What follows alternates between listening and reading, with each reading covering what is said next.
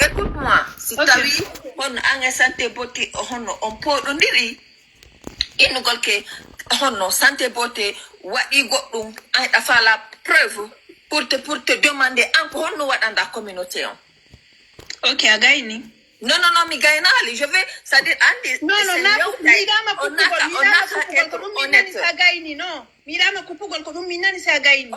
ok, mi gagne Johnny, il a pas de problème. En ala son coup je dis bien. Hein? Yes, what yimbe. Hasta ko kanyo jiko what anta kon yimbe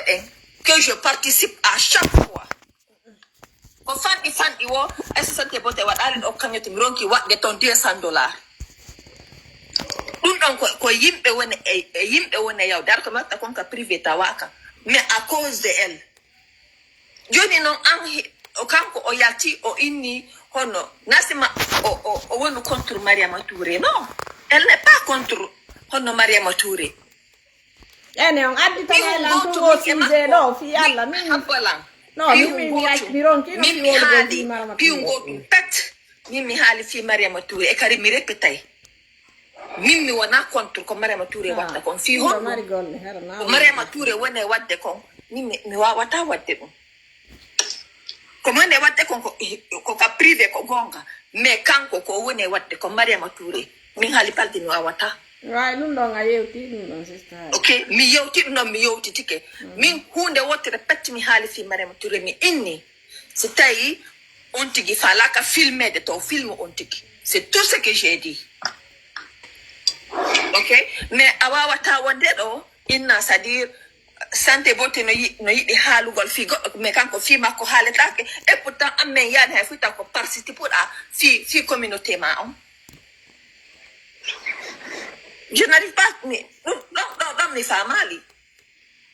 Mi dama do ko pugol ko agayna mi dama ya fondire walli men kala on jara non mi dama ko pugol ase ne kitu men de mais on comme woni do ko o pose en question parce que yes mais kami wala way mi okima do 20 minutes tara no gasa o kami wala okay vas-y sister santé beauté nimmi wana contre makko hande mi wana contre makko jango parce que déjà mi andamo ka réseaux sociaux ji do mi yatam Sister Mariama Touré mi andamo hande mi andamo jango me mo kala ko gollal mum gal zizete afami sister Marie ono Mario tamino e sister parce que juuta Mariama Touré ko woni wadde ko foppuno reni gite mum en foppu sina njofojo ma feetu do foppuno reni wona non force kadi foppu yo weltano mo ko woni wadde ko ma pesiya ko woni wadde ko kono foppuno reni ko woni wadde ko hay mo yitu mo dari mo yitu Mariama Touré no dari o tawai social no e makko kanko tigi himo yidi mélangeondirgol e yimbe ben himo yidi wondugol e yimbe ben faatu hino do faatu o yiddina faatu o yaay ka faatu o taw faatu no defude o baydo jetta dinyiri o nyama afami joni ndanyana sister santé bote ko do dari inni Mariama Touré wono nawni parce que redu makko nunno ufo o haru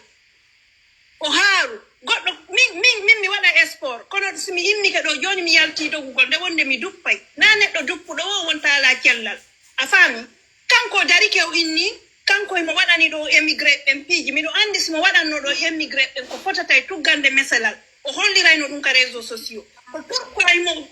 god men jawi men landike mo kanko way mo sabutude Mariama Touré mo wolde ko woni wo et puis na men gitti ka hundu ko men inni o wadi ko kanko e hore makko fewti men inni men kanko wallido émigré be ko lannata pourquoi wadana o men landata men mala droit men landa golmo ko men faala ko kanko mo mari droit wowlugol e goddo kala ko faala ko kanko ni hombo est-ce que Aïssa mi gayna la sister mi gayna la pose en question landika la mingon ko hondum mi hadi mi wadana mingon ko mi walli e community an ko dum halda yokkima faydi 20 minutes ta wowli parce que mi do non 20 minutes mi dama ko seda tout mais gentike ma wowlu ya continue vas-y on va parler vas-y ok mi jetti o walli ka hala no ko yalla non mo fala yow today non, yo mi janti ha wowla parce que mi dama kuppugol mi janti ke ma vas-y il faut Sister Santé Bote. Halimala kodo Sister Hulai Mali. Afami frère Ramani ngal sayni en foppu darido ko halima o wujjadi mbudi. Ko halima o wujjadi mbudi. Be foppu be darido be wadani modo kanyot. Joni ko jelo nabani don halima ka kanyot don parce que be weldi mo kanko mo yidi social. Ko jelo wadani modo est-ce que wadi don 500 euros. Après kadi me yiltiti kadi me nani mo inna joni goddo 1000 euros. Donc kanko mo mari droit yalti ngo opinion makko wala menen be ngala sister Halibalde sa wawli do joni goddo mi do mari droit pose gol ma question ha mi habbo sa inna lan ya mari est-ce que mi ala may répondade ma mi do hanu ma répondade ma inna lan ta pose ta question kono hana mona de mi do pose ma question c'est vrai pour ni mi hana mona gol si mi la mara de la question Sister Maria Mature woni hanki Sister Maria Mature woni pullo wona pullo mo wallude communauté na non foppu kadi woni d'accord ko woni wadde ko mo beno mari droit yaltu ko critique am kono min dokan mi monanto on tigi ɗum parce que mo mari mo kala no mari droit jonnugol point de vue mum on ka réseaux sociaux ɗo a faami donc min on ko Mariama Touré woni wadde ko miɗo andi Mariama Touré ko neɗɗo social sa yimo tum mo dari a taway taw ko neɗɗon ko ɗum haysi woni caméraji ɗi rotti ko non neɗɗo way naturellement en fait parce que tagaɗo naka haala tuyatama Sister Santé Bote ko portojo Sister Santé Bote ko ɓandu ɗum woni ɓaleeɗu mais ko portojo min omo wonda iwde min komi arɗo tun ko portoɓe mi wondi si ɓe innima si a naati a jooɗike ka salon maɓɓe a faami ɓe inniyo mi yaw min jaltinana men aset jeɗen min ñama premier jour ko min adino yiidude miɗo sikkude hannde mi ñaamay haa reedu an ɗum heewa mi watta poti wi ndiyam a faami par ce que kamɓe maɓɓe ɗen hay pisinno toon sa naati a jottako Sister Halima oɗo ko Halima wennete ka Sister Halibalde way min fuɗɗi hari mi yaw ka maɓɓe fiyoɓe jogitolan ɗon min wona mi annda ko ennamma 2 ans a faami way min yaltini ñaamugol Sister Halibalde ɓe yehi ɓe yaltinani mi koye pompe de terre hoye tatoyi ɓe ɓe waɗani mi kuka aset komi immoto hari reedu andu no nguura nde ñande mi ƴawno ka chambre am mi wulli ha mi ronki kono komi wonno seeɗa hari mi woowi systéme maɓɓe o a faami donc tagaɗo kala no wayi noon a watamo ittande no wayi noon a faami donc sister oɗo honno Mariama Touré ko woni wadde kon si goɗɗo watamo innude merci parce que ko woni ƴawde motoji mo jippo he jawdi aduna ɗo ɗum en naɓorta ɗum laakara ko ɗo acceten ɗum kala ko marɗa jawdi wo ko marɗa jawdi ko chambre ko marɗa jawdi wo ko marɗa jawdi ko chambre ko wala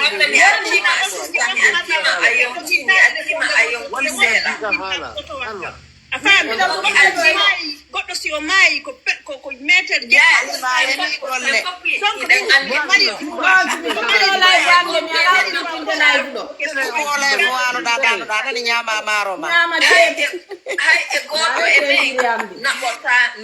ene on jarama fo ɗon e jangi ɗo gandi ko ndu wattu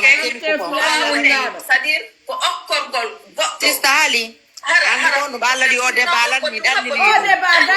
o débat lan mi accirane mi fi ɗum ɗo ba réseaux sociaux ɗo fi yalla ene laaɗo kamɓe ɗo no haalidiranen gonɗo non andi habbolan sistari fo fuɗɗitike ɗon kadi min mintinto siki ɗum habbela e so jaɓi no haccirayno ni nasimahimo contre Mariama Touré ko woni o critique e woni min mi wona comme Sister Santé Bote goy kono kankadi mo critique ta hulu kankadi critiquede ok y a pas de problème ɗum ɗon wolde fi goɗɗo anga ka hulu goɗɗo wawnude ila falamo goɗɗo ɗo kono wolde fi goɗɗo ila fala kettitugomo hande himo sewi hande himo koye mo wayno a faami hande himo sewi honto woni acciranimo di yewtude andi ko mi coupa o yewta wala abon ferma micro voilà ko sabu mon ko parce que ko amninira e Sister Hali miɗo respecti mo kasi ono Sister Hali andi ko ɗum mi faala o ala jaɓude ande kan goto wona ɗo fi Mariama Touré parce que mi ronki way on handi o memmitine tuwoni ɗum ɗo wona memmitingol goɗɗum Sister non oya tippiki ɗo Santé Bote tippiki ka accireni ɗo continue yewtere mo ndemmani yalla ɗo ka mi sikki ɗum ha e goto enen ala waɗande goɗɗo mo kala no gaynani hoore mum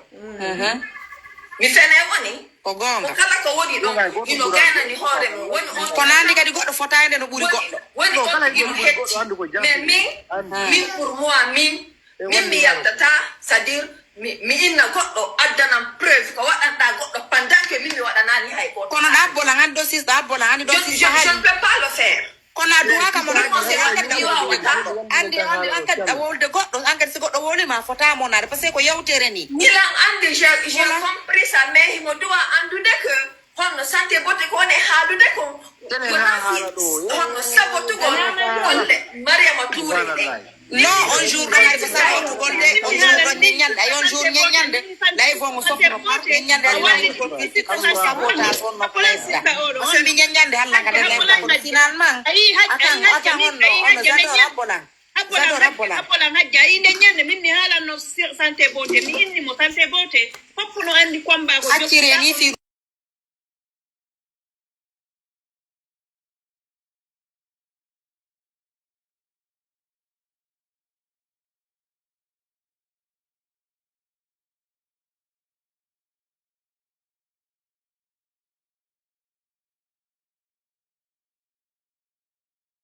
Ranking ko annati ka lay va inni yo mi walling o affaire ka handa yetti j'adore ma mère fi yalla ni yalla jedima yalla tika no habbolan halima parce que kaka lay ma wonde sa yimi tippike ko fi wallingo ka hala do joni acti j'adore ma mère o ari o wowli do bolti ko andi ko nandi sister j'adore ma mère yangi do fotana te halima yeso 1000 personnes ino dala yo ala do di do fotana la ter fotana ma ter o wa da de fi da lay do jetta j'adore haja tawre akupa ino mo dès le début haja tawre na be akirini dum halima non habbola halima tira fanno ka hala do e buttu akupa ino mo dès le début parce que hankin kana kala ifa ino da ye walling hala gonga ma wallahi da mari gonga me dandi ko no ngadi mi kupa ko parce que sister hali jetti hala kan afani min ajejila joni akireni dum do ajejila hanki ha amoni ke nyang ayal kana ngadi do anga mo na si no ro ko do ko ala na wala ça c'est normal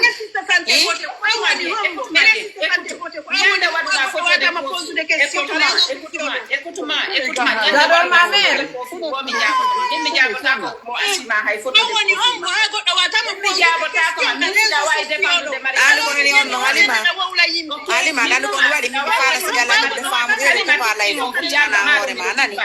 mupila ifo mbutina na mama mobe tipo ya hubindana na hore mu la vérité en fait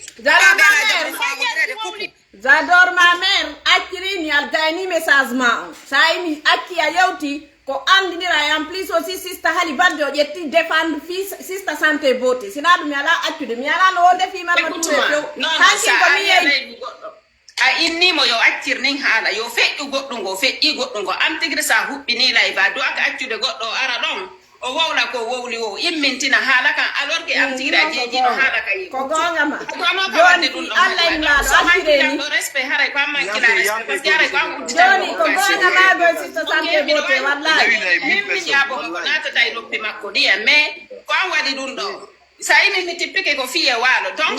mi yiɗa ɗum ɗo si haala waalike a jeejila waalike hande kadi a duwa ka ƴettude goɗɗo ɗo bolca ko bolcila o ko ndaaru hay compte makko o assima ko sister santé bote sister santé bote ko pomme de terre écoute-moi bien Mariama Touré ko pomme de terre anki dani mi fala ka bi piccole diretto non me respect kono sedu j'adore ma mère o quand même mini problème halima ya fe fi alla en lado accire ni fi alla min mi ronki kof billahi non mi ronki kof hal gol fi yono parce que de alla fi makko ko problème hebi problème c'est bon accire ni non mi dan tout ami hal na inde go son wodi piji ça nati e muntu acetta i problemi écoute-moi kunji undo ko jiun wasane du moi j'ai pas de compte à la rendre déjà o asima hay photo de profil makko ko arata do ko bolta wayna min mi wallali goddo min mi toraki mo ha hande yo walli to la mi walla goddo hali balde gayni wolude be mi walli be Allah wala don andi ko hombo mi walli min mi be so naki addango goto prof do surtout soudi do il faut compte surtout mo asima vrai compte mo nyande wadoda photo de profil ma do déplacer da arda ha ka souda mi hollete be mi walli be ko hadi mi holla ka réseaux sociaux ko parce que min mi torota ko yimbe be min mi ala torade hay goto walli to la mi walla immigrant jo ma dum goddo go Mimi do marani hore mi ittana hore mi wada hali balde no ande do gagna to di mi crédit faut pour contribuer donc anko kanya to hombo crédit anko hombo wallitida nyande mi fala wallude halima womi wallay halima besoin okay halima si ari ha France do si la fala mo loge de kasuda do mi loge mo ha kasuda do donc min o mara droit landa golla ko hombo mi wande min gollende et mi walla tabe naka réseaux sociaux do woni moi je défends les droits des femmes la fala sensibilisation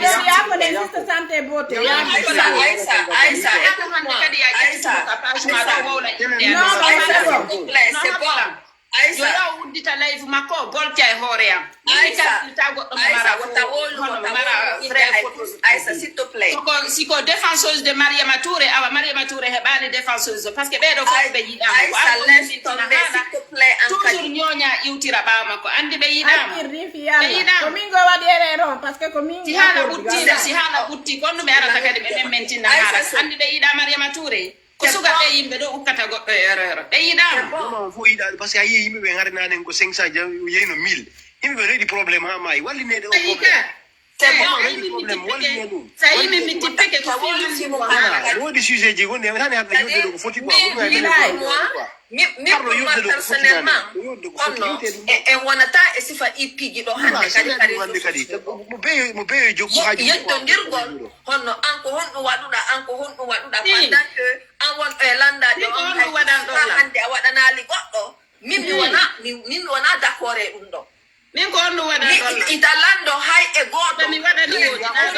ya ko dire en selen kan ya italando hay e goto preuve ko onno on tigi wadi pendant que toi tu n'as rien fait chacun ko hande contribuer ko goddo wallete hande wallali goddo ka communauté makko hay famille makko be pas d'accord avec o ça indika ka porto bebe o woni ça veut dire ko porto be woni mo nyammende o mara ko nyammena famille makko est ce que o do no way défendre de Mariama Touré ya non dun ko avant do golta immintina hala ko problème hore goddo ko dum be wawi afami andi mi jentaki do fayda ko wowli ko parce que mi do coupi micro do itu volume mi do yey mi do occupade chonti ni kaka dernière caméra do ittugo volume mi nani ko bolti ko parce que même mi intéressé la ko boltata intéressé la mama ray photo de profil on no intéresse ko yimbe nafiji be ni ko yimbe escroc be ni be fami kino be yiduma harabe yidama no oyenali mako interveni kon fo ala yende de oyenali écoute-moi oui mais mi fala ka hayo boltu inde ande mi fala ka hayo joni akirni joni ya Aisa da réseaux sociaux za yimbe hala okay halima tigiri hanki fop aduna Allah fop yi ko halima nervi ko hanki ka pajando onni la yomi walling o affaire jonno ko kanko jettata o do ara bolta inde ande c'est pas bon je suis pas d'accord même walli nino ka hala do ko 2025 woni arde kala arde do wowliti inde ande fi Mariama Touré fi Allah halimata uddita mo on golla parce que même mentina woni pigidi awa wallahi idon fala e butme wala mo be yo aro ko rezo ko ande kadi selen fi akire ni nani yido do nene mo wala do parce que ida nene ma da indi j'adore ma mère mais tu n'aimes pas ta mère da way change de inde ne wada je n'aime pas ma mère ko dum do wada parce que ida nene pardon laisse tomber yandi Aisa c'est bon wa yattude do mi wada na ma video mi jabo ma ko natata e der noppi maade min da wo luti inde ande aduna e lakara sika défenseuse de Mariama Touré na banka justice ko don anda ta tu es sa défenseuse mais tu n'es que ka ukko wo merde ayida mo handa ayida mo jango ko yaaru ukka yite afala mi yaltu joni mi wadana mo live ko don fala da parce que mi hanki mi inni kala attaque do la o non de Mariama Touré mi wadana Mariama Touré live donc o ari do da to golla fiyo mi wada Mariama Touré live ande o yidamo antigira contribuer hay 1 centime der combat ji Mariama Touré ida suudi e baaw fo compte ida hekka ko hekkuda wo Aisa c'est bon s'il te plaît je n'aime pas ma mère non mi ida de yimbe wasa lady laisse tomber c'est bon ya finike mkomia wallahi ko mi wadi do ano kama wala mi jippinimo ko fi joni ya akirni fi Allah ya ko nani e puis ko mona mi ongoy parce que ngatali mi nyami che pour yam min e jam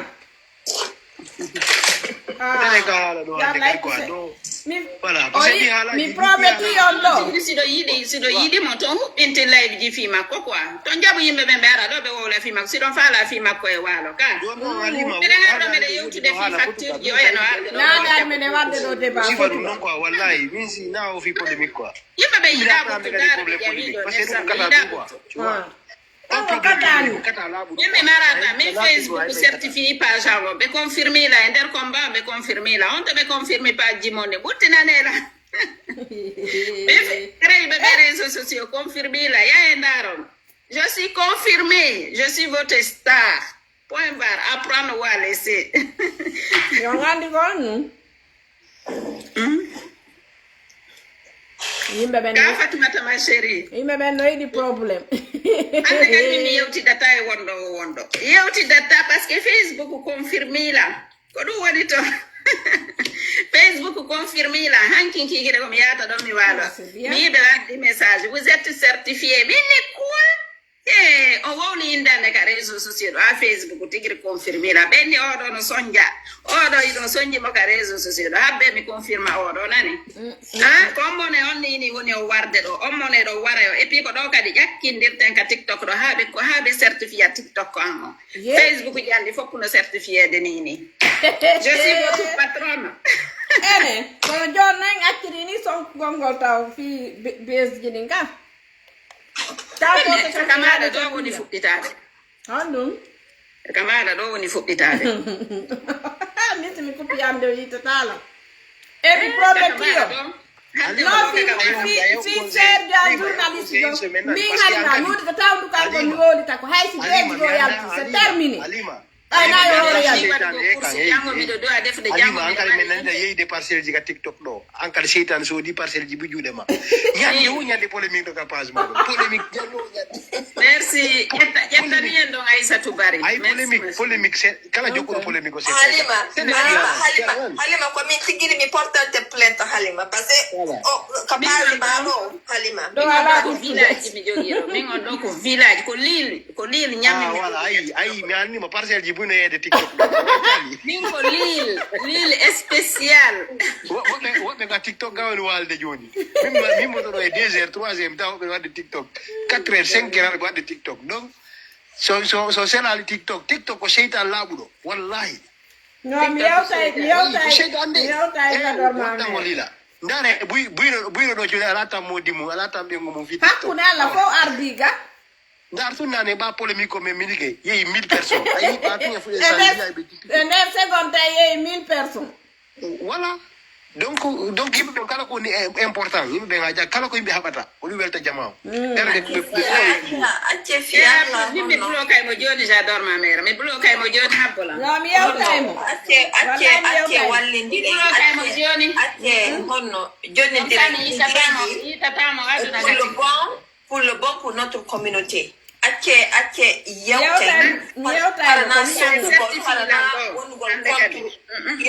goɗɗo, ok? Mo kala si waɗi seeɗa, on peut beaucoup faire. Koko waɗɗe ko ɗum ɗon de kala ko sendata jama o doit évitude kala ko sendata jama o en goɗɗo ha waɗi ɗo débat hara en fotta ene ɗo fof e wonde ara en fotta kono ɗum andi c'est à dire ko ɓuri koko communauté men c'est pas parce que hono Aïssa Santé Beauté no ɗo je n'ai pas besoin de la lancer des fleurs, ok? Kono o natti joni o woni sabu yo fure natte igol France natta fure on hari hay famille on honno on debbo ɗon Allah hinno mo yaafo ojo man feƴƴinɗo neɓaali ka on feƴƴinɗo neɓaali non goɗɗo yo ar ɗo innala ok Aïssa Santé Beauté ok jonnumen preuve for what preuve ɓe suti piiji ɗin ɓe suti piiji hoorema ko yimɓe ɓe waɗani hay yiɗuɓe hoorema ko honno waɗɗa ko on waɗata communauté ma on sina haala wil tum ko naafijiɓe Halibalde ta jentoɓe ko naafijiɓe ko même o jiwoɗo ko naafijijo min mi yiya intervention ji makko ɗin mais ko escrojo laaɓuɗo ko naafijijo o contribuata o wallitotako o sutenata mais mo addi sekko makko kon ka réseau social o kayden live jiɗi fof hekka ko hekki wo intervene ko tum ukka yiite ko yimɓe ukkayɓe yiite ɓenne ndaara ɓe suuɗi ɓe ɓaawa fo profil ɗo fopp ko naafiɗiɓe ɓe assima compte ji maɓɓe ɗin ɓe assima hay photo de profil min mi perde tan hay jaabago sugaɓe yimɓe ɗo maɗa mi jannaɓe importance min ta noddan jaaja de min naami jaaja ma en jeyda nil part en jeyda ka fami en jeyda e leño en jeyda e pays en jeyda e nder o aduna Allah ɗo min ta noddan jaaja few noddan Aissa Samté Beauté ta noddan jaaja naami jaaja mami naami jaaja naafiɗi naami jaaja escrode Aissa Samté Beauté a gaynali ha joni mi gayni mi bloquimo c'est fini mais to noddan jaaja en inni e sellu fiɗum no joni ono kadi woli ara en famali quoi joni may ko débat on Halima kono no woldiro nane hari ko fi facture de ɓe woni wolude minen occident ga me maayi makko fi facture ko ɗum wonno wolude ɗum ɗo leɗe porte ɗo kala arɗo ɗo ɗa andi honno ɓe wayi ko ma jaɓa ɗum ɗo ma ɗum on tigui ya lagine toon darna suudu waɗa mais ini hay sa yahay ɗo vacance saɗo un mois yahta vacance ko ma yoɓa facture ji ma ɗin taw pour un mois si bouge ka wonɗa ɗo ara no a wonaka nder suudu hande kadi goyi iɗa soki suudu ma ɗum kono a yoɓay taw si yaha kamɓe kadi ko ɗum ɗon ɓe wuuri quoi ko état on ko ɗum ɗon woni kamɓe kadi si facture ji yoɓama pijiɗi yoɓama ko ɗon ɓe wata yoɓirde ko lutti ko ɓe développe pays maɓɓe on donc fo ma waɗa ɗum noon sa wona après ara leydi ndin a kadi lagine leydi ndi no yaaji quoi ay sona ɗon parcelle darna samba kala min mi fokkitigoy onno min mi fokkitigoy hotugol mila fala collaborude honno e giɗo fulɓe ka remugol par ce que min mila yiɗi affaire ɗamiɗa encouragé de giɗo fulɓe non c'est la vérité min mi collabora e honno e giɗo fulɓe par ce que min hilan ka remugol mi yama rema mi ñama ha min haara eyyi sista andi foññe sa ye joni a remi foññe a yaha una foññe ko waɗa e ɗuma 1 kilo adda Europe andi ɗum ko ñamete moƴƴo quoi en fait yimɓe ñamin ɗo maaro maaroji poore a faami waɗana en foññe quoi no ɓuri to yawgo joɗagol Europe ɗo yoɓugol vraiment ron de no woodi ga vraiment no woodi kono yimɓe ɓen ko poore ɓuri ñamude woni no satti koye on tigi yawka magasin ji africain ɓe ɓen tu vois vraiment ron to mais ko woni no satti lui parfumé on quoi min ko ɗum ɗo mi sotta ayi kono sista joni sa hulli yawgo so yoɓugol facture ji ɗi yaw lagine quoi parcelle ji no yeyde feeɗ ɗo moƴƴa la yoɓugol facture mamari ko yoɓanamo facture maɗum halima yeyama parcelle TikTok ga non woɓɓe go ko salon ji ƴetti ko parcelle ji ɓe ƴetti ga min ɗo liila gon ka TikTok ɗo ko min tum ayugosi goto tawata et puis wawi huɓɓinde go yara ɗumannoɗa layvamon ɗo haraɗa huɓɓini en même temps là-bas aussi kono noon ko so tawi ɓe yoɓde de miɗo artude ɗo ka Facebook e ka Instagram par ce que yiɓe fi certifie go page an ɗin ɗiɗi ka Facebook e ka Instagram donc miɗo artude haray kabi waɗa ɗo star ka yewka Facebook o moyen ɗon live ji ɗin ɓe yoɓay TikTok waɗaki TikTok non min hande simi fermi ɗo gono ɗo minnuma hay bobo penuɓe no ga simi fermi ɗo on c'est terminé par ce que si en accira ɗum ɗo ni ko hoore yanata en distance fala ɗo no kayma e content TikTok o non min on c'est bon hande kay kaka Facebook woni yahde mi waɗa live mi tuwoni ga fait oti yaha e Facebook to wona toon déjà taw min hay live da andi sina mi ar mi jayi mi yiɗa e waɗugol live par ce que mi énerve to vite tu vois donc aray ko en hollu ɓuttu ɓerde quoi en fait andi mone ko woni ɗo kon komo andama si woɗima mone ko woni ɗo kon komo andama si woɗima saga hara on tigui hara no dari yeeso hanko a tu vois par ce que si on tigui no dari yeeso ma ko on tigui waɗata ko ni tellement ara mo ngalɗi o dara o tawa ko woni wolde kon e ko yirani gite makko ɗen ko nanda yaada en fait quoi ko ɗo yiyata goɗɗo no yawroma ni nani c'est que ɓe sikkude koko holla kon ka réseau sociaux ɗo woni vie on quoi kamɓe koko ɓe yewtata kon ɗo woni vie maɓɓe hollata ɗo mais gurdam ɗam ɓawo ga ça n'a rien à voir e ko wona hollede kon ka réseau sociaux ɗo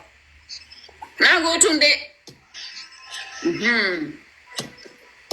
na gotu to yi goɗɗo ɗo sikko yiɗo gandi kono min faala onon ɗo fop o yi o wonɗo ka photo ɗo o ni no besoin ni e aide koye wallitomo o ɗo o nangamo sokka en fof koye wallito Aliouba. Ah, mais ala est politique. Non, na affaire politique on. Mais non, ça t'a politique.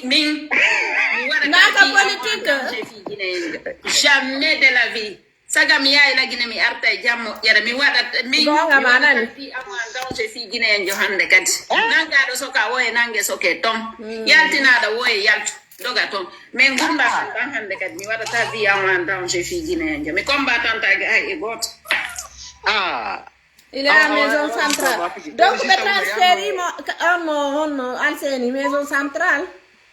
ni gono andi do taw wi ande do be leo no kama kwa kama sika DPG kaka kono andi do ko ni informa ki moja kwa ali matajabu politiki wo ole ga bangi mi ala defi politique mi no gol to fi no gol ko yo alla yalti moy jammo tere danda be nanga ka ben amin alla yalti surtout fulbe benno ibe ande sibe yeda Guinée ko nangete be min ko mi yuno mo lagide mi ande direct o do kadi fokkiti no Alseni ko nu warata ko ya noddi wonnobe mo ciunude be wi kanko mo suusirede mo wakkinde yidi mo noddi to ben Alseni do kata so yalti do kakkade wotata fi politique aduna andi yawdo to o arti do sans o di perti mo to dona ko mi rezo ande mi ala no o yika communauté men do like susu hono sa fu ika yalti de wala fi politique be fop era awma ça je vous dis parce que mi woni no fit politique duubi kono Guinée no hulbi ni ko goddo na e wawdu mais yele be ara supporte ma mais ça yehi ko mbabba no debe ma ben hare duda nedde ma ben ma honno danko Guinée hebi tun golle mbabba dum don duda ko dum wadi kala nanga be politique la Guinée alutti min pa jiande no do mi sacrifice am ta ko Guinée en asaka na ma hore ma dul sa bon nay pa sa yewol ko do fi politique be bloqué politicien jande kadi ka Alpha Condé mi waduno mais lala dumbu yasino fala e lamo yo wonu ka pouvoir mi sakka juude donc menen fu woni do ka yalde alla ittamme moy jangadana men nafowo ko woni howude do yimbe ko finkari o jetti o ari o jodi ka pouvoir jonno kadi susudo redu wo tawi ko ka gorko an kala ƴetto finkari ada ittamo acca tampingol ɓiɓɓe amen ɓen hono grève hande grève jango ɓiɓɓe amen no surra c'est à dire wonanoɓe futur hono ministre futur président ɗum foppo et puis siɓe nervi hino surra bambe to foppo surra bambe Halima sibe nervi lando Halima mi darde mi wonana dumbuya bara do innani ida wulde fi politique Alseni anani dullete nervu do gorejo colonel Mamadou Dumbuya no do mi makko me immo me yaada la Guinée bibbe men be ko kambe ni fijidude do gorejo makko ka armée France do portoje ko debbo sénégalais jombe mo mari bibbe tato métis binda men do di ndeñande ko do ari o nyami tay kanko e bengu colonel Mamadou Dumbuya be yewtude ka téléphone afan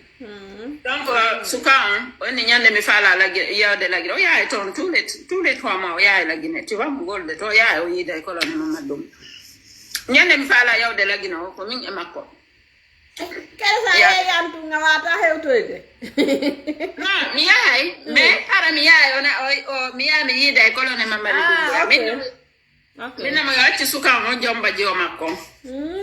c'est simple nara mi wonana do colonel Mamadou Dumbuya do sudana mo do ronandu so hukkike an ko dum mi wadata wallahi ko dum mi wadata yimbe ben hukkike an mi darde mi wonana colonel Mamadou Dumbuya min mi haja kay do wadi min ka gere woni o mi do min sino an no ko wanga e di golle ko mi yaay no mi muina nene endo andu nena ko nin jodo to no nin control legga parce que mi roki lay taw mi doga mi ara mi bubbo be nin mi nanga hen endu do mi ya tampinibe bado manera atu donc voilà sincère mi oni wadde c'est simple que ça mi dala ide do jon sista Hali Balde no la fi politique ario kayada mo la dum ha wulla joni acci mi yaggino politique ko éviter ko giɗo fulɓe kon waajaki hay goto min ko giɗo fulɓe ko min waaji kelan tigi naati ko nder kambuso an yes mi wolata mi sokkantake goɗɗo mi sokkantake fi communauté kum wiyum an ɗo kum luttukun ɗo mi anda ñande allah ƴettetatalam mi fus ukkatalan e probléme mi sali kuc cut mi wonam horem falaɗo laamu wo hino laamu hinoma botane al seeni ɗon nani o laamu hono en bete falaɗo laamu wo hinoma hino laamu jooɗi ɗon ko laamu o holli ko o gorko yo ƴetti finkare o ƴetti lamgu an kadi ɗa fala laamu wota waɗu ɓiɓɓe amen ɓe wota waɗu grève an kadi yehi ƴetta finkare an kadi joɗɗa ka laamu c'est simple mi anda hono woni hono difficile dans ça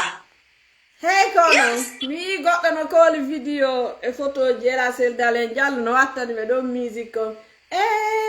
ko gongama ko gongama mo yehi ha teppelani o artay kam artay guine ɓawi yo vidéo mi jali hami era sel dalen jallo no yaha ɓenna toon sa yehi ha teppelani artay guine no ɓenno maya fi honno aaden goto tawa kadi honno ko ya sakkito an tigiri dogugol yalta leydi ndin yimɓe no mayama pendant des années yimɓe no soka fima pendant des années hiɗa faalalam tawa ko ya doggu yalta leydi ndin haalana goɗɗo honɗum maɓe kashi yo yawo suuɗo way wele feere laamoto min dolam fala yo sista haali en onon ɗo fof yo hollu dole mon ɗen hollo Mamady Doumbouya ko hara nayo ngar fanko seeɗa ka min dole a sesi mi hollayde mi wonanayi kolone Mamady Doumbouya min kam miɗo yawde sano gasa mi ndaara sim tappanaymo campagne sa yeeɗo ɓe haɓɓete Halima mbaɗa andi Halima andi kon bo huɗa ɗon Halima andi kon boni huɗa ɗon ko ɓe jooɗotoɓe ɗo ara ɗo innano combattande communauté tawara ko communauté ma on denigirtama yennama waɗa dow ɗon alors que janano ɓe goto e maɓɓe alama yennude a faami mimminne ko ene woni huuɗaɓe men kono woni wonɗen heɓude mum Halima ko gonga huuɗa ɗo kono wonɗen heɓude mum tina yennoje aymoto ɗo wallitoɗa nawnuɗo aymoto ɗo wallitoɗa goɗɗo a faami aymoto ɗo monade oɗo bobo ala jaɓirde langande a waɗay ɗo live ji yimɓe ɓe ɓe ara ɓe intervene ka kasma wallahi mi wullatu mimi tippa mais hay dado ɗo yimɓe ɓe naddandema ɗo kadi ɓe ala addude hay fuu so ɓe addantama ɗo ɓe tappotata daaro 31 000 ka normalement si hawrino hara ɓe sutenayno goɗɗo harayno joni a yehino joni wa 1 million de ka mais 31 000 a faami ɗum ɗo ko nafanin kono waɗata a jokkata ko nafata ma ɗon ari joni ɗo a woni fi kolon heɓi probléme billahi miɗa arda mi wowla fi politique mi ara andi kono mi waɗata mi ara mi huɓɓina live o mi wowla fiilagini mi huɓɓina live o wonanayɗo kolone Mamady Doumbouya ara yewta mo wonana kolone Mamady Doumbouya ara yewta mo kala jonna avis mum e hoore respect wallahi billahi talla a heɓata probléme laggira par ce que a wona contre makko a wona contre ɗon o mo yimɓe ɓe ara ɓe débatta mais yenno kala yen bonne idée a faut faire ça no hoyrede moƴƴa kono men critiqué de menen je m'en fous waɗay ka pa jimon ɗum ɗo mi haajaka mais miɗa arde mi wonana kolone Mamady Doumbouya miɗa arde tawano ngari giɗo fulɓe waccuɗo Mamady jam e kisɗe e moɗon on salminama yo jonnam poste giɗo fulɓe men salmiti minen ɗo wiyay ko min huuɗaɓe ɓayru minen min heeɓi wiwɓe aruɗo min naɓama ha yiido min inni o oye miɗen andi leñol amen ngol min waɗi ɗum ɓe hawɓe min gañoogue kono miɗen yiide ɗi min wona woɗede ɗi yennede mbawɓe jokkeɗo jokke anda yahay fulɓe min ɗo ɓe warana Allah nani ɓe warana Allah donc normalement mara ko mi monoranoɓe par ce que ɓe o way Aïssa ɓe warani ɓe warana Allah ɗum ɗo mi wona d'accord ema Halima acci ɗum ɓe wiya la sofa seeɗa yi ɓe waranima Bebe warani be go be wona yennude mi yo yuna be wali be do dénoncer be ko be no walla yennude ay sa be waranima be warani Cornet sondari do plide ila fuddino don 2000 et quelques hari no dardi ndaron do 500 personnes tata be hebata do hay 100,000 Capotal 100,000 care Yeah, daru I dig I don't kala. Misi mi kopi ande be wala yitude do be andi go ko mi do GPS ko be do kirbi billahi. mi do ka Facebook mi ka mi golla ka Facebook mi heba to gido fulbe habbe mi yottide bandirawa mo acce hakke gido fulbe min sibe wari joni sidda mi wona tabe mi acce ya justice wade kori mama kankala beno do justice accu ay sanka di santé accu honno ite nangodirɗo an innugol honno Wala. Pues eso pisela quoi. acce so fasere awa mahi awa ke mi jawra sabor ma mère adan yon no ay so finde bada fala yite Halibalde nambu di fala den Aisa ko ɗum faala ɗen kono a wata innude ɓe waranali en Aisa ɓe warani min naade ɓe waranali en ɓe warani en mais min mi inni min normalement min ɓe waranallam min mais ɓe warani en ɓe warani fulɓe ɓen a faami donc marama kankalaɓe par exemple ɓe wari siɗɗo makko proche ɓiɗɗo jaaja makko tigiri ñande ɓe wari ɓiɗɗo jaaja am tigiri maɗo ɓe wari ɓiɗɗo koto a maɗo ɓiɗɗo cousin am alpha bonde ko warno ɗo sa dadis ka ɓe warno ɗo honno ka 28 septembre ñeesan hari no tawa to ɓiɗɗo koto an hari no tawa to jiwu ɗum heɓano e 15 hari kum ɗo no tawa to mais mi yaltuno contre alpha konde ka mi yaltama mi yaltuno mi combatte ɗo mi yiɗali gullamu ɗon ha feƴƴiɗo par ce que min andimo ɓawo to mais dumbuya ɗo hande mo landike lam fof no dumbuya waɗi lam miɗo wawi innude o wari yimɓe ka leñolam mais est ce que o wari siɗɗon proche non o warani siɗɗon proche donc ça veut dire normalement côté politique on sila fala ukkade mi ukkoto mais simi falaka ukkade mi ukkotako kon ɗum haade mi ukko e affaire politique ko par ce que yimɓe men ɓe woni victime a faami yimɓe men bonnanama yimɓe men warama mais hande ko yimɓe men ɓe mi woni combattant miɗo wawi wadde vidéo ɗo mi wowla français ka mais ina mi fuɗɗi laybi janɗi na pular to mi woni wowlude min do ko min ñani adresse ade mum hande ko hombo walla yennude ko soso ka ko maninga ka ko forestier na pullo donc miɗo fala change de seeɗa mi yehira l'autre côté mi ndaara ɓen ton par ce que ɓen tono nodditema etno saabu komi wonani fulɓe ɓen ko mais ko fulɓe ɓe wallan aybinde fulɓe ɓe walla yennude ka réseau sociaux ɗon donc ka élection ji ɗon parce que o heɓi sortinde e ziwal hakkude sabu komi wonani fulɓe ɓen kon ça veut dire aujourd'hui fayda simi ukki fi jiwɗan ko fulɓe ɓe mi wawata yewde lagine andi mi prévi hoore a lagine mi prévi hoore yiidugo e neno gotoɓe am ɓen joni noon si hawri hara ɗo noon joni noon yiɓe yennude ɗam mi seli joni wonango fulɓe ɓen mi daari fi leydi ndi maɗum mi daari fi intérêt am o maɗum mi daari ka en tout cas kam heɓata ɗon ɓuttugorde ɗa siko ɗo mi heɓay probléme gonga o wowlam awa ka élection ji ɗin no arde ɗo mi wonanay colonel Mamadi Doumbouya piyan e gorejo makko on ɗo mi landotomo ɗo yo waɗan contacté maɓɓe to mi wonanaɓe ɗo ka réseau ji ɗo pas jiyande ndi ɗo mi ara mi bomba añolla gadi ɓuuri noon ko añoɗon lam ɗonnoantuma men sa'ete mi waɗete sargal wallahi hara ko fottu maɓɓe mi yahay mi waɗa ene ɗo andi goɗɗo ɗo ɗum acce Halibalde mi naɓoro Halibalde laggine men fo min yaha awa meɗen heeɓi hacce Halibalde wallitomo giɗo fulɓe honno mi nani wo hiɗa détourna business debbo kon o ye fenade Nane mami nari o video kilo fulɓe mi jali taw mami ni Allah. ɗum ko fenade de giɗo fulɓe dobboji ma ɗi yeehi naɓama ka andaki ko wona wolede ko antigi waɗi vidéo ñande probléme no woni quoi. mi wayrano e an e min e suuɗindira e gonga kono ɓe dettudima debbo kon ka ko woɓɓe waɗi vidéo wowli ɗum ko woɓɓe waɗi vidéo wowli ɗum Bene ko video ma me yi. Eni do boy do ma de tuda ko. Abe no mi wona non. La.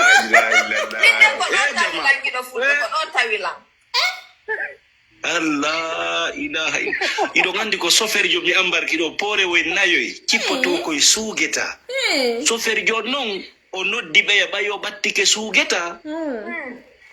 e yeti mo ko accata koy kasera lawo kambe be arana ko be jokere Thank you for the rose. e joni non kanko ari o acci koy don o feƴƴi kona kidi be yaronki koy artangol don mene sondo mi noddabe ko non hendike be ndaki kanko kadi ko kikide mi ambarkiri e bimbi law fi yo hewto e 16 ara mo telen sugeta don non numéro makko meden tantude ala feƴƴide ben geri am yega sendika be joni la numéro makko ko min tanti ha me ronki e joni non ko ɓayi o hewtiti hanki jemma suka maître mamma wonan ɗolan sabu on ƴettimo inni mahen ka syndicat justifiyoɗa par ce que oya poore we makko ko ɓeya hendaki on tuma ɗon o wi ka kare tour makko ɗo ko ɗon o rewiti kadi o landi si ɓeya hendino poore we ko ɓenno hendaki o noddi ɓe o walliɓe ɓe ari ɓe hendi poore we ko so feƴƴi o artilaɓe ɗo ko joni suka maɓɓe o gandi lan seeɗa mi ama ɗon billahi wallah mi welti ha feƴƴiti jaka ko ɗum jama woni wolde min de haɗa fayere no wadde lan suuva no soñjude lan moƴƴa ko ɗum sagam heɓay ɗo julaɓe hara koye min gollidu min mi golla ɗo bokon mi jonnaɓe kamɓe ɓe julo par ce que ambar ko konngol no soñjude lan moƴƴa no mbaynan fenan andi on transport ɗon tun ko buyi noon quoi ko ɓe omma santude kon fi ɗum noon ko buyi a heɓata ɗon to no buyi mais konto wonda e nder Fouta jiɗo fulɓe konto wonda e nder Fouta ko labe ville saare labe oui mais andi leydi porto ɗo wona France ɗo ɗa mari addeɓe ga ala ɗum noon fof heɓaki taw ni goɗɗo no négociande lay to page fi marcon e poore 5 kilo e 10 kilo min miɗo mari miññira miɗo wawma wadde contact miññira wonɗo adday ɗo marchandise ga o adday ga o naɓay lagine kadi mais no gasa mi sikki haray noon no gasa ɓe mari bureau laɓe to mi amda mais Conakry si ari ha ka maɓɓe ɗon kamɓe ɓe adday ga miɗo wawma wadde contact kanko mo mari on service ɗo ko pare ɗo woni non mi sikki noon lagine to ɓe yaha ko si pooreji an ne heɓi ke johata ɗum noon ko pooreji a yiɗo onande an ɗo ko min jeeyi ɗum ɗo tawata kadi mi heɓay njulaɓe wona ville ji men ni fof dans les 8 région fof mi heɓa commerçant ɓe tawa koyomi golluɗo wona si on temedere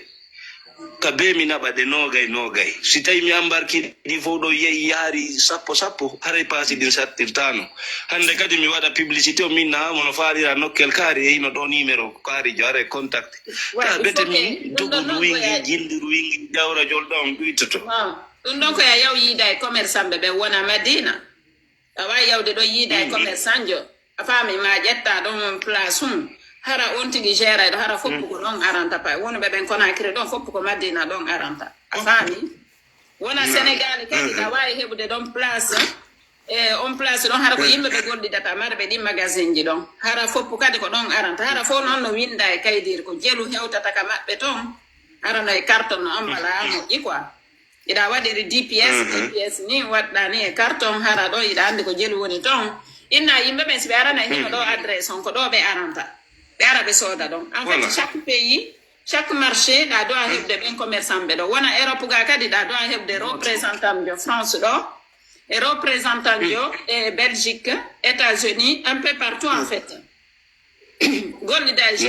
mais femɗo ɗo o mi sikki tun ko beesoni femɗo ɗo hono ko chauffeur ɓe ɓen hara ɓe sattinantamo fi naɓugol honno dobbo kon honno ka région ji ɓen ɗo ñande ɓen woni o camionnette to yimɓe ɓen wo mi hawju ko seeɗa anda mi ndaaru tawi min gollide ɗo mi waɗi ɗo 40 litre mi cippinoyi ɗum Conakry ɗum no comparé komi yoɓata ɗo paasi ɗum noon transport sattini hay leyɗe men en Afrique sattini piiji ɗi fof Afrique ɗo ɓaynande koya calcul kadi prix ndobbotigan koya calcul passe ko iwata ko e mum hara yoɓay ɓe ɓen andi no yoɓoro a nder toon en fait ko yimɓe ɓen mo woni yoɓude passe mum ɗi ala yoɓande goto passe ko woni tum on andi si passe ɗin ɗuytanike lan joni ka pooreji tawi kadi poorewal ngal mi heɓi bon prix hara ko toppage hara prix on o satta tawata passe ɗin satta ndobbo kon kadi mi heɓi tiga on kata ɓune ɗum sago an ko yomi yeeyo prix hoyɗo sago an ko fanɗi o 500 wone hakkunde an par kilo on e marché lagine den ara golloɓe fof tawa si woɓɓe yeeyi kilo on wona 17500 min mi wawa mo yeyde 17000 tawa vraiment je suis un grossiste aɗa ɗo mi ɗaɓɓa e employé billahi ko jemma ñalorma ko honkugol tungolla kono noon il faut moyen transport o e moyen emballage on ɗum ɗon heɓo tawata ko moins cher e on tuma mbuuɗi seebi ke waɗa 150 millions mi soodi ka dabbunde ɗo ko fande 1500 sac no mi wawa gollude walla hara ko prix moƴƴo tun kadi mi yiyata hara ko prix amro tu mais ɗo andi ɗo ko seeɗa fuɗɗortoɗa ko andi ɗo ko seeɗa no yeeyirta noon fur et à mesure seeɗa économise ko nin marché ko nin ƴawata en fait ko nin ƴawi ɗa wawi hande business ka réseaux sociaux ɗo ɗa wawi fuɗɗorade 20 euros 20 euros a wawi fuɗɗorade 20 euros mais na ko woni wadde kon fenɗo ɗo Aïcha no ko yiɗo fulɓe woni wadde kon fenɗo 20 euros ɗumanota ko non, je veux dire, non, fur et à mesure no yimɓe ɓen sodirta noon dobbo tiga makko on koni ƴawirta seeɗa nini o fuɗɗi tun quoi o fuɗɗi tun aroye seeɗa e nder honno e nder 6 mois ɗo hara business makko ƴawi e nder enna hara ƴawi ɓuuri ko ƴawno hara dubli ara e andama moƴa kadi wallahi woɓɓe no noddude ɓe remande weltori nani enna kamɓe ko ɗon heɓde gongo dobbo tigi min noon mi nani goɗɗo wonɗo Canada o yewtiran fin dobbo tiga ma woni wosiɓɓe makko soodi jungo ma mi anda ko ɓe laaɓe toon ɓe soodi nini d'ailleurs mo États-Unis hande mi yewtika o woni wonde min dobbo tiga giɗo fulɓe apparemment no weliya wo c'est du bonne qualité woni siɓɓe am ɓen soodi ɓe nilando c'est du bonne qualité donc no wowlede ha Canada États-Unis dobbo ma wallahi ko goɗɗo ko hankinodira wonɗo Hollande o naɓan nene makko ɓenni ɓe noddimo ɓenni awa konɗo ko ɗo nayo manque ɗo deyi nayo ko manque ɗo deyi mais qu'est-ce que tu m'as fait kon ndu waɗɗalan komi pardonna ma windu ɗon ko ndu waɗɗala walla min yimɓe ɓe noddilando woni ɓe Europe ga ɓe nilan siɓɓe maɓɓe soodi toon ɓenni vraiment c'est du bonne qualité o dobbo kono kelɗe yano min bon ina min tigi miɗo faala ɗum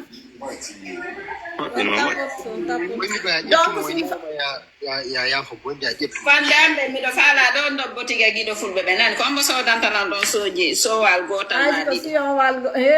enen ɗo mi anda so heɓay ko sodana en ɗum ombo sodantanan ɗon itta sadaka mi duwanoma ɗo ko sista haali balɗe ɓuri marde mbuɗi ɗo la patron min yewtayno to ko min yewtayno ko neeɓi wondema ɓe ara ɓe mari projet ji dalaba ɗo sagoɓe ɓe waɗa villa ɗo ene habbi on fuuta ɗo mi hewti giɗo fulɓe alsayni a watalan sodande ɗon sowal mi laɗɗo halima min monitisa page jande o monotisa ah bon wallahi monitisa andi giɗo fulɓe blogueur jo wonɗo ɗo wonɗo waɗa o vidéo jo o monotisa non monétisation tout ça ɓe si affaire remugol ngol wonɗa e mum a yahi ɗo ɓe uyaha ha ɓe bloca ma e milan heɗino musique on because heɓayno yimɓe boyi ha bonani acce yewtiren ɗiɗo page $1300 $1300 nayi page o ha joni mais tal mbu wono waɗi hettaɗi non d'accord ni tuɓe bloqueri tan quoi en fait mais c'est yamiron kiɓe ala adude non hara ɓe windi ɗon ta 6 mois comme ça fi ɓeydi ɓe landi ɓenina yo mi change compte de paiement ngo mi change yamiron kiɓe ala jaɓude quoi a waɗa o créé paypal ɗa mari paypal ɓe ala woni jaɓude mi change quoi en fait ala jaɓude o change ɗuma on ɓe ala woni jaɓude waɗu ajouté notre compte mi ajouti ɗo compte ji boyi mi ƴetti e woɓɓe goo fii ɓen ɗo hara ɓe wawa retirude ɓe wawani quoi en fait andi min ɓe wannolan ɗum oui andi kadi kono waɗata ɗum ko compte mo utilise ɗa mi sikki a change andi compte andi créé taw compte Facebook ka ɗo en créé des page ka joni noon on compte ɗon sa change ma connectere ke compte goo marsata il faut que on compte mo monétisirɗa page ma ko on compte ɗon ɗo waɗa utilise ɗe fi change go kadi numéro ɗum a banque on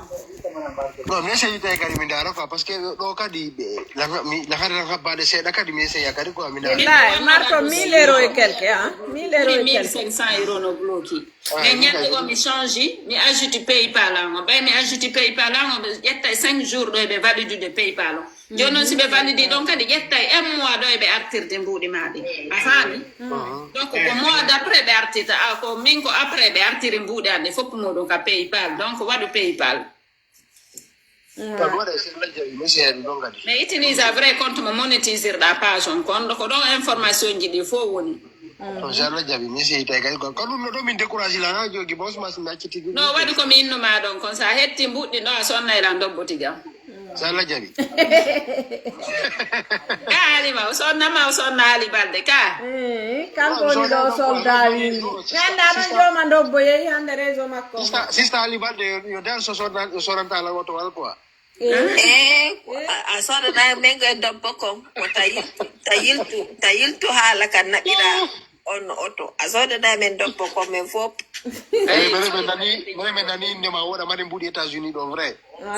amin Allah wadu ɗum no mene nani inde ma go sobe wo ayo o do mari mbudi o yalo law yeta ndaru bandu makko dum toujours mo ni mi dani woɓɓe nande ɗo sista ali watte jiijam bobo woni wo jaka Amérique tombe watte jiijam boboɓe hani mina nani ɗum ɗo ta ɗum ɗo watte nani ta ɗum ɗo goɗɗo fijirɗum ɗo hani mina nani ɗum ɗo joni imade ko ɗum ɗo waɗi ɗo o yimowo mo ɓeynata Céline Dion o apparemment ɗin piji ɗon o wanno ɗum ko ɗum okkimo nawna bandi halima nane oya bente be balas ko fresh blood ka ko no bente sister fresh blood tigiri nane mi jendi be min tumi mi yandi ka daggi min ma ko wadi kira ko girri la min ma be no wala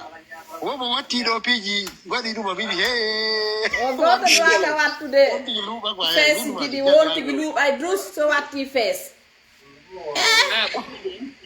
ben ko kirri ko min ma bi jali min ma wo so watti honɗum bobi ɗi en ɗiɗi e tout ça armede nago ngawa no ɗum non ko fenande non ɗum ko fenande on tigi luuɓay non ça c'est pas non ɗum ko fenande ça c'est pas vrai mi e haali balde ɗo ko men professionnel ya mais professionnel meɗe watti en ɗi mais mi watti en ɗi e mi toye passe a mari mbuuɗi ɗin wo ay ñiire maɓɓe si ɓe wattatande wo kamɓe si ñiiƴe maɓɓe ɗe mbori ke woɓe wattata few sista fresh blood ala ko guere wono ɓe worɓe to goto ɗum ko excuse noon ɗum ko excuse noon ko excuse fi maɓɓe noon sino na gonga luuɓata minen ɗo min luuɓa et puis honno haylan honno juuɓe ari ko an honno igo Europe fi argol watta boɓi watta enɗi ko Sudan New York yes juuɓe iwi yes mais Europe kadi ɓe waɗa ka mi anda fi honno ɓe waɗani ton kono mi heɓi ɗo juuɓe tato juuɓe Europe ari ko Sudan woni ɗon plus de 3-4 semaines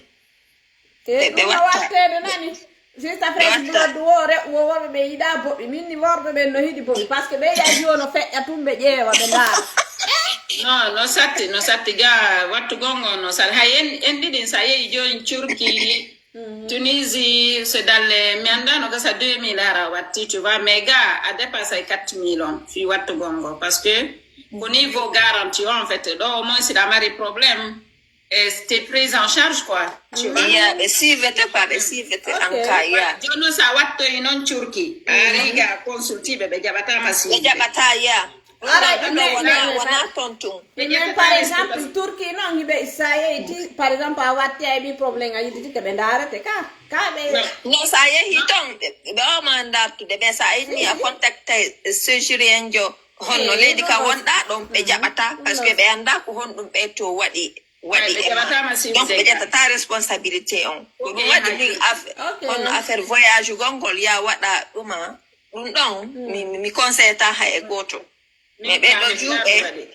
ɓe ari ko am ɓe honno ɓe waɗi eno foti ham hiɓe ka réseau sociaux ɗo yes ɓe man har noon ɓe gayni heɓude sa normalement ko acca gayna heɓude ɓiɓɓe noon waɗa ga no wattu gongo hara on tigi gayni heɓugo ɓiɓɓe min ko ɗumi no wodi no waɗuɓe hara ɓe gayna mais ɗa wawi kadi ƴettude reedu hay sa watti ɗa wawi ƴettude reedu ɗa wawi muyningol kadi muyningol kadi ya voilà muyningol ko ɗa wawi parce que protégeant jilla ka der tew enduma jija en fait ka der jiyaloni ka bawo jiyal ka bawo honno muscle ji maɗi na ko ƴiyal ne ko ɓawo muscle wali ko en fait donc no wayro endi normal en fait c'est empêchatama waɗugol hay fous heɓugol ma quoi que ça soit 4500 euros ouais 4500 euros mi yobi do fi watte miskino nati ɗum basi o mari nouvelle chaque année ka non ça dépend woɓɓe ko honno 15 ans 20 ans yes miɗo wawi jardude seni wallitoɗan noon mi hewti min kadi non halima an déjà forme no wodi quoi ko ren ɗum ɓinjande 15 ans non aseni an kada wata wonde ɗo innaji wan o reedu makko ɗum no jandi an kadi reedu halima ɗum no jandi de ayne mo 3 mois ka 4 yamu gogo reedu makko ɗum janda halima immi reedu halima ɗum ko ɓiginnoma janɗa la yiɗe ɓinnuma reedu makko ɗum ayne halima no sowi fe yamu go yal pileti wa ceepungal ɓandu ɗo ngay ɗo sonka o ŋaccal halima e wattu sport seeɗan yo besoin naki o feeragol ɗo wattu gonga après voilà min miɗa andi wattuɓe yimɓe boyno jiwɓe boyno watti marɓe ɓe moye no watti hey o ɓuuɗi ɗum yo ɗaɓɓe nani min ɗo mi naati min famno yo ɗoytana rendo wonni o memata reedu am ɗo wonni ko onno min mbari ton komi perda min ne ɗoytana wonni non ɗum même temps min reedu sinaka janduɗa ɗo on ɗum sorti seeɗa ala reedu ko ɗum ko janduɗa minno min jandi min ko rendu tun jandata fa rendu yi oto yahu waɗa sport yahu koko jim wallahi ali balde mi fuɗɗoto seeɗa tun mi accita c'est facile sa yehi ko gym on a contrôlé ko on ñamata tu contrôles ce que tu manges hara wano à partir des 18 heures a ñamata e fus ko teddi ok mi lawa ñamude ɗo ha e 0 heure pour vous dire la vérité ya wonde jemma si mi hiiri hara lan weela lan falla ñamugol mais mi ñamata ñiiri onno mi ñamata tewu wono fruit de mer ɗum ɗo mi ñama wono salade ɗum ɗo mi ñama par ce que hare lan andi niɓɓi neɓata mi yami waalo ok c'est simple ya tu contrôles ce que tu manges halima ñama 2 heures 3 heures halima mo ñamude 2 heures 3 ya waɗi yawde ka sala halima ko an tumi ɗum no ñama 2 heures 3 heures wallahi ko an tumi ɗum min fof na itaynu de ko halima ñama e acceke andi acceke ga wona halima tun ok min foppu min ñama e jemma ko ɗum mi haalanma anno a ñamay acceke ma ɗum mafe yasa jemma hono no ñama e acceke o leer ɗon quoi andi so guti on famay halima yahay mo defa jemma mo waɗa futu banano ñama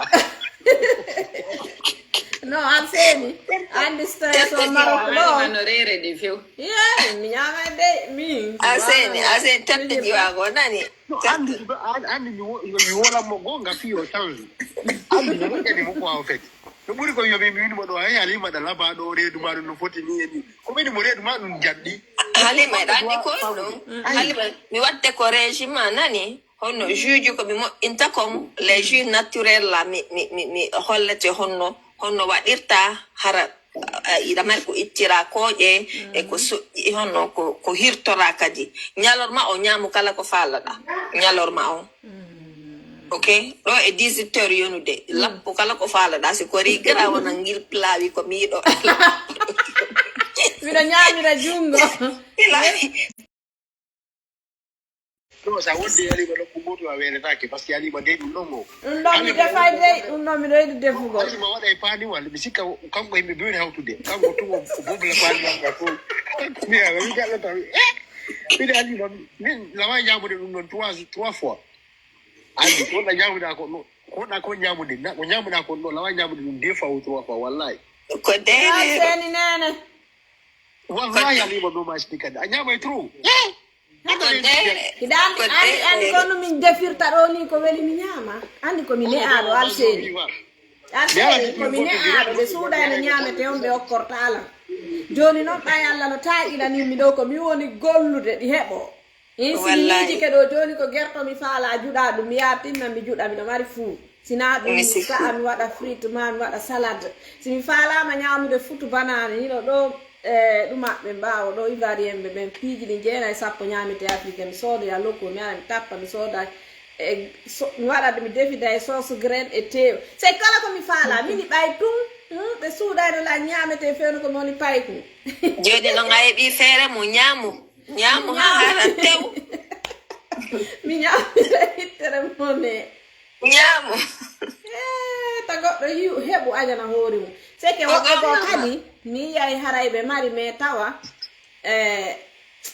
ɓe ñamata c'est que ɓe huɗɗi ɓe kadi ka sutti en ɓe maraɓi toon ta ɓeydana hoore maɓɓe ɓenno ko huɗaɓe noon a mari a ñamali an a ala barki oɗo wo ko ɓaymi ala moodi ko ɗum wolla ñamminde pande ɓe ɓay moodi c'est parce que tu n'as pas mari ay santigino mari go yareno wel halima woni falaka yimɓe buyini no falamo ɗo o falaka nane a goɗɗo windi ɗo joni wonni mi wallumo o jomba halima kono halima haalnemo to enema sama kala ɓe jokki harana e cappo mo heɓiɗo ɗo andi alseni honno worɓe buyno ka réseau sociaux ɗo ko haala réseau sociaux to hara ɓe wona sérieux min mi hiɗa sifa ɓen ɗon a fami ka yes min saggo an fen tigi yewte fi dewgal kon tigi wono sérieux eyyi kono ñande moodi aadi o on yiyaymo a wayano yaya jame ɓemɓe sansino inde joni koɓe fisdi mandenge ɓe leyga ok womo kadi wo ko candidat ɗo ko a ceerno no Diallo on noon candidat ella woɗo ko candidat kan kadi quoi mi sifano on ɗo debbo na dalnan ɗo histoire mum ne na juutuɗo goy ko juste peut-être 5 minutes c'est que ko woni min tigilan tawa e histoire on jiwo on ko jombaɗo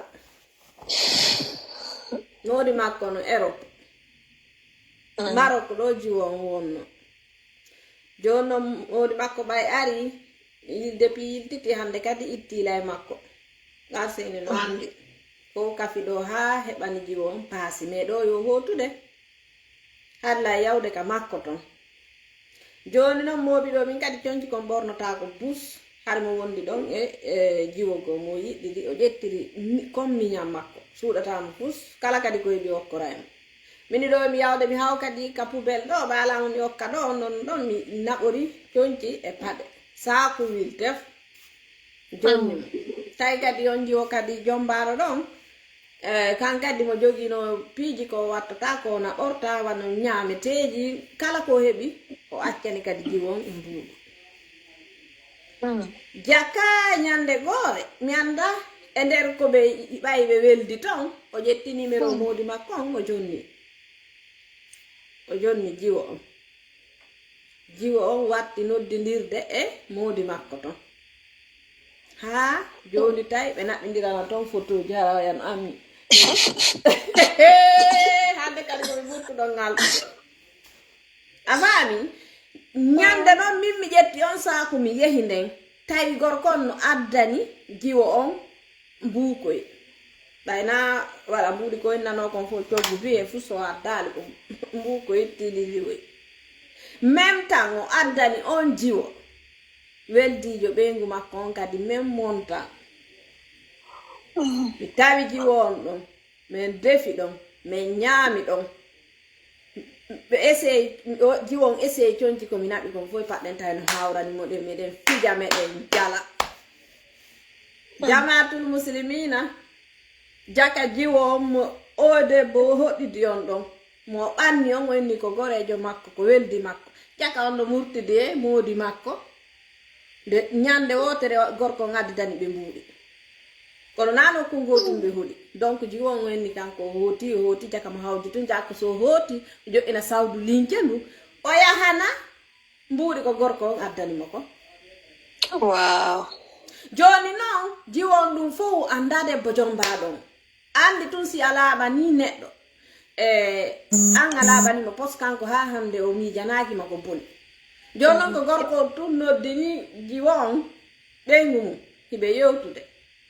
o innimo wo o jiwoɗano torimo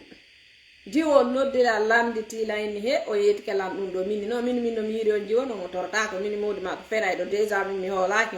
depuis ko ari o yuma do hande kadi ay dépense wala may addande min ta tewto min kono landiti jiwo bay haray da fara landitade mo landiti non jiwo hudi tappi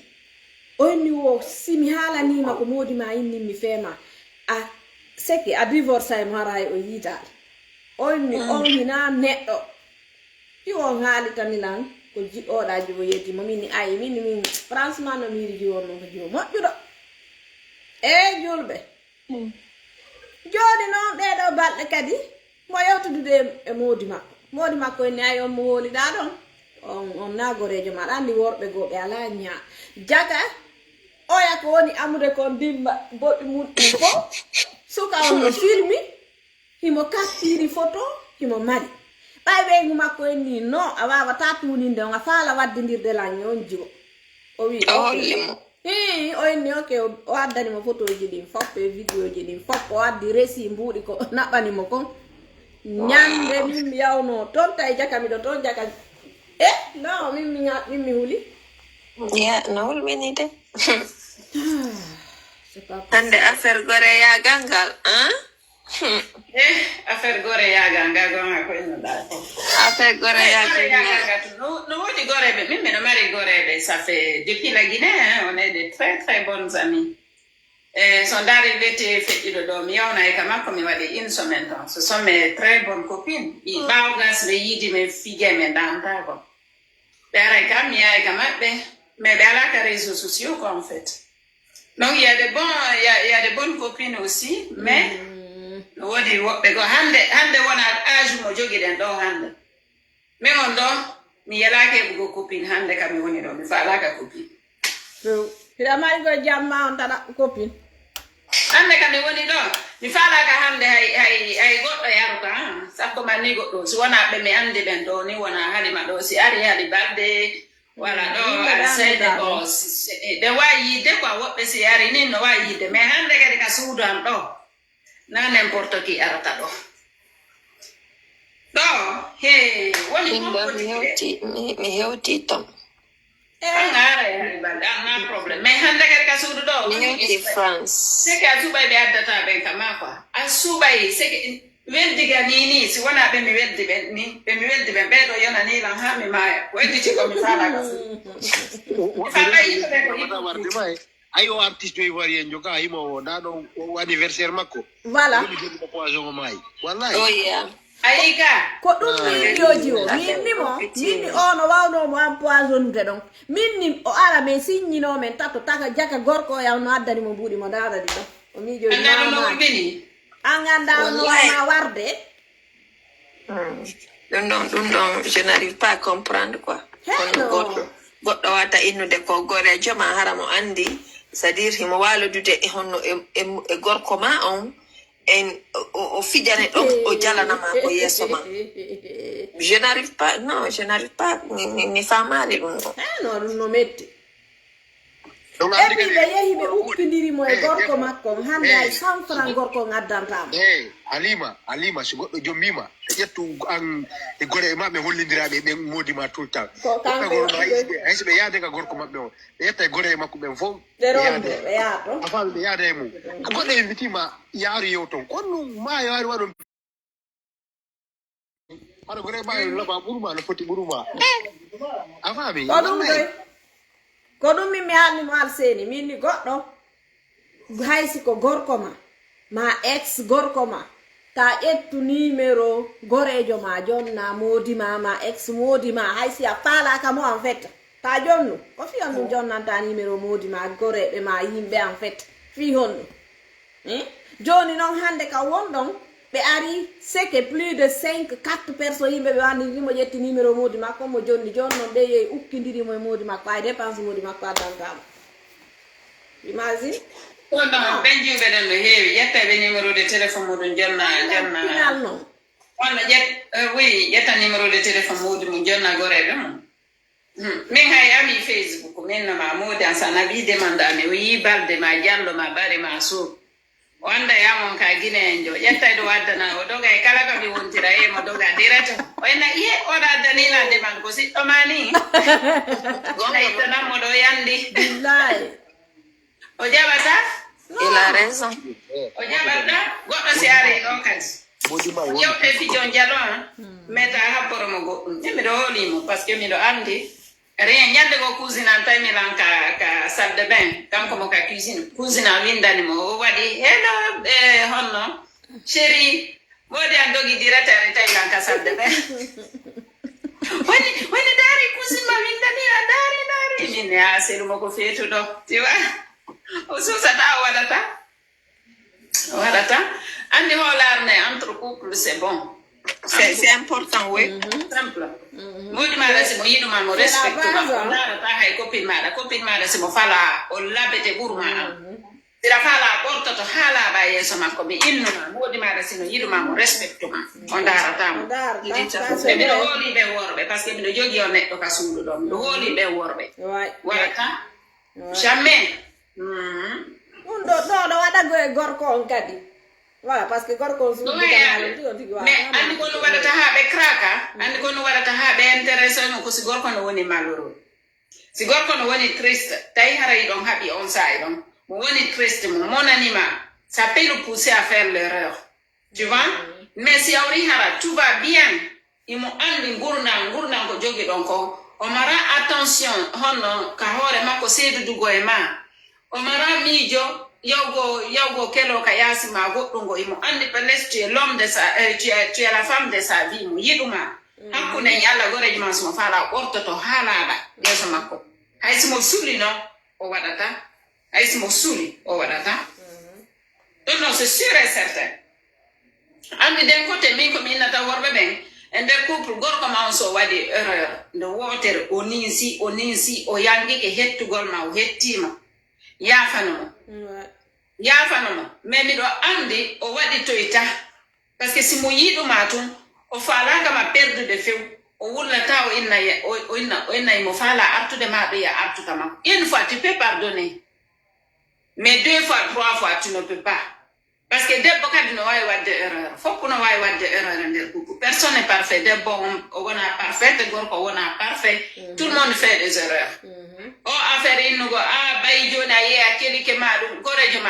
ma mo weddura on ɗon ta jaɓo on ɗon ɓaɗo ma hey fijude juɓɓen fopp ñande woni a jombama o andu hande kadi na debbo célibataire jode ka debbo jombaɗo ça veut dire rewɓe ɓe duwaɗa fréquentude ɓen ko rewɓe jombaɓe ɓen na ɓe jombaka ɓen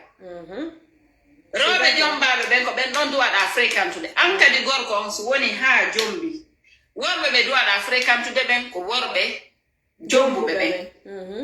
naɓe jombali ɓe nde hande kadi alaka catégorie maɓɓe hande kadi alaka place maɓɓe ida duwa wonde ka place worɓe jombuɓe ɓen sino ɓe jatta ɓe nguma ma ɗum gorejo ma on jatta modi ma c'est comme ça ko ɗen hakkille ɗon duwa ɗon heɓude hande kadi oma min hande ɗo amiɓe amɓe fof ko jombaɓe groupe am on fof ko rewɓe jombaɓe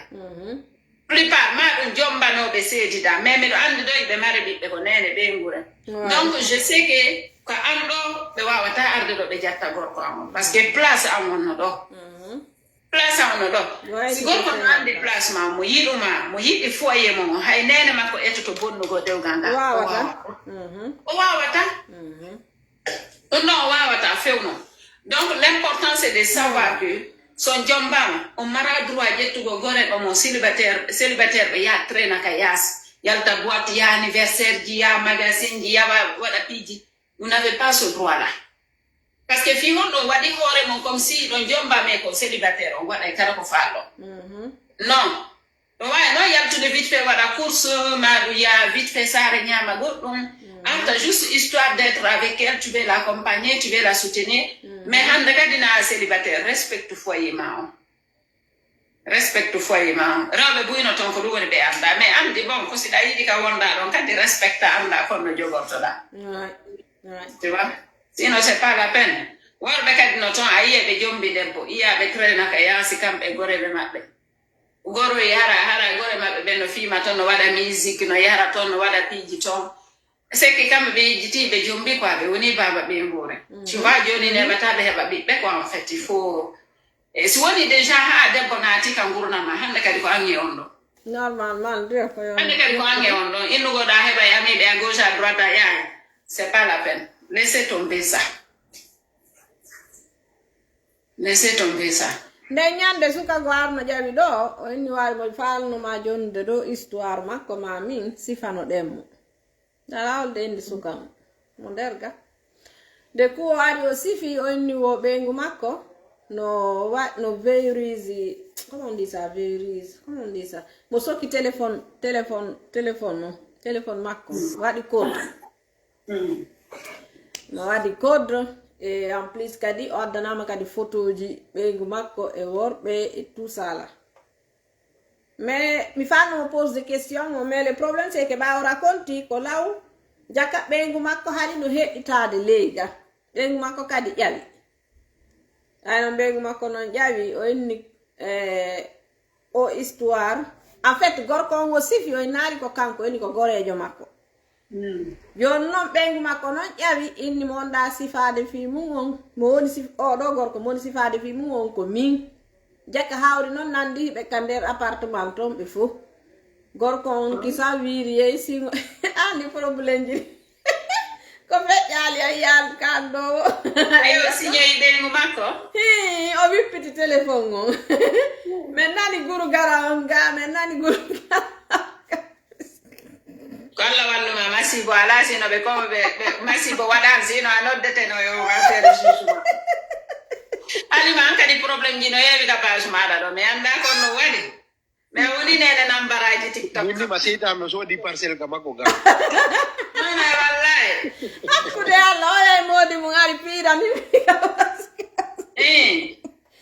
ye gorko ngin debbo nginni minen nani debbo noyna mi ronki faabelam mi ronki kof o gorko ko kelagol ɗum jokki ka réseaux sociaux gorko noon jippi ɗum ɗon fof ko honɗum noon ɗum ɗon fof ko honɗum noon ɗum ɗon ko manque de respect noon par ce que fi honɗum ɓeygu maɗa hayso ɗon haaɓi ɓeygu maɗa no jooɗi binde ɗo maɗa mo ka nder suudu ɗon ko honɗum ƴettuma e intervenugo ka réseaux sociaux ɗo wowla probléme ji ma et puis tellement qu'ils sont bêtes ɓe inna kadi ko histoire goreje maɓɓe hara noon andiɗoɗo yimɓe ɓen no andidi ɓe histoire ji maɓɓe ɓe no andi ko kamɓe ɓe woni wolude filmol a faami ɓeɗo ɓe accuse goreɓe maɓɓe ɓen jonno yimɓe anduɓe ɓe ɓen andidi ɓe goreɓe maɓɓe ɓen sikkito ɓen goreɓe maɓɓe ɗon seke ta ɗaɓɓutunningo gorejo ma o ɗaɓɓutunningo hoore ma par ce que hay sa wowlali inde gorejo ma on yimɓe anduɓe on ɓen sikkitoto ɓen goreɓe ma ɗon wallahi donc ça sert à rien argo ɗo wowla vie privé muɗum wowla min sila woni fiére hunde wotere ka réseaux sociaux ɗo ilami naati réseaux sociaux ça fait 10 années ha hande mi yaltanali siɗɗo an ka réseaux sociaux ɗo ha hande ça c'est un deuxièmement couple en vie privée en on hay même si ça ne va pas ma ça va ono ko iyo ton ko ndo ko woni kon ça va ha hande o yaldo mi do wullito fe mo ha hande o yaldo mi do wona vie privée en do ko tawata hara wi o histoire do fe i hakundam e pourtant mi do mari histoire ji mi do mari histoire ji ko lanna tas mi windi livre wallahi on jangay mo hakundam hay miye modi am do on jangay mo mi do mari histoire ji mais hande ka ɓe jooɗi ɗo ko honɗum joƴƴinilan ɗo hande tawata hara hande miɗo wonde moda miɗo wonde ɓiɓɓe amen par ce que nous déjà on est famille recomposée c'est pas facile argo e famille porte tawa hara déjà iɗa mari ɓiɗɗo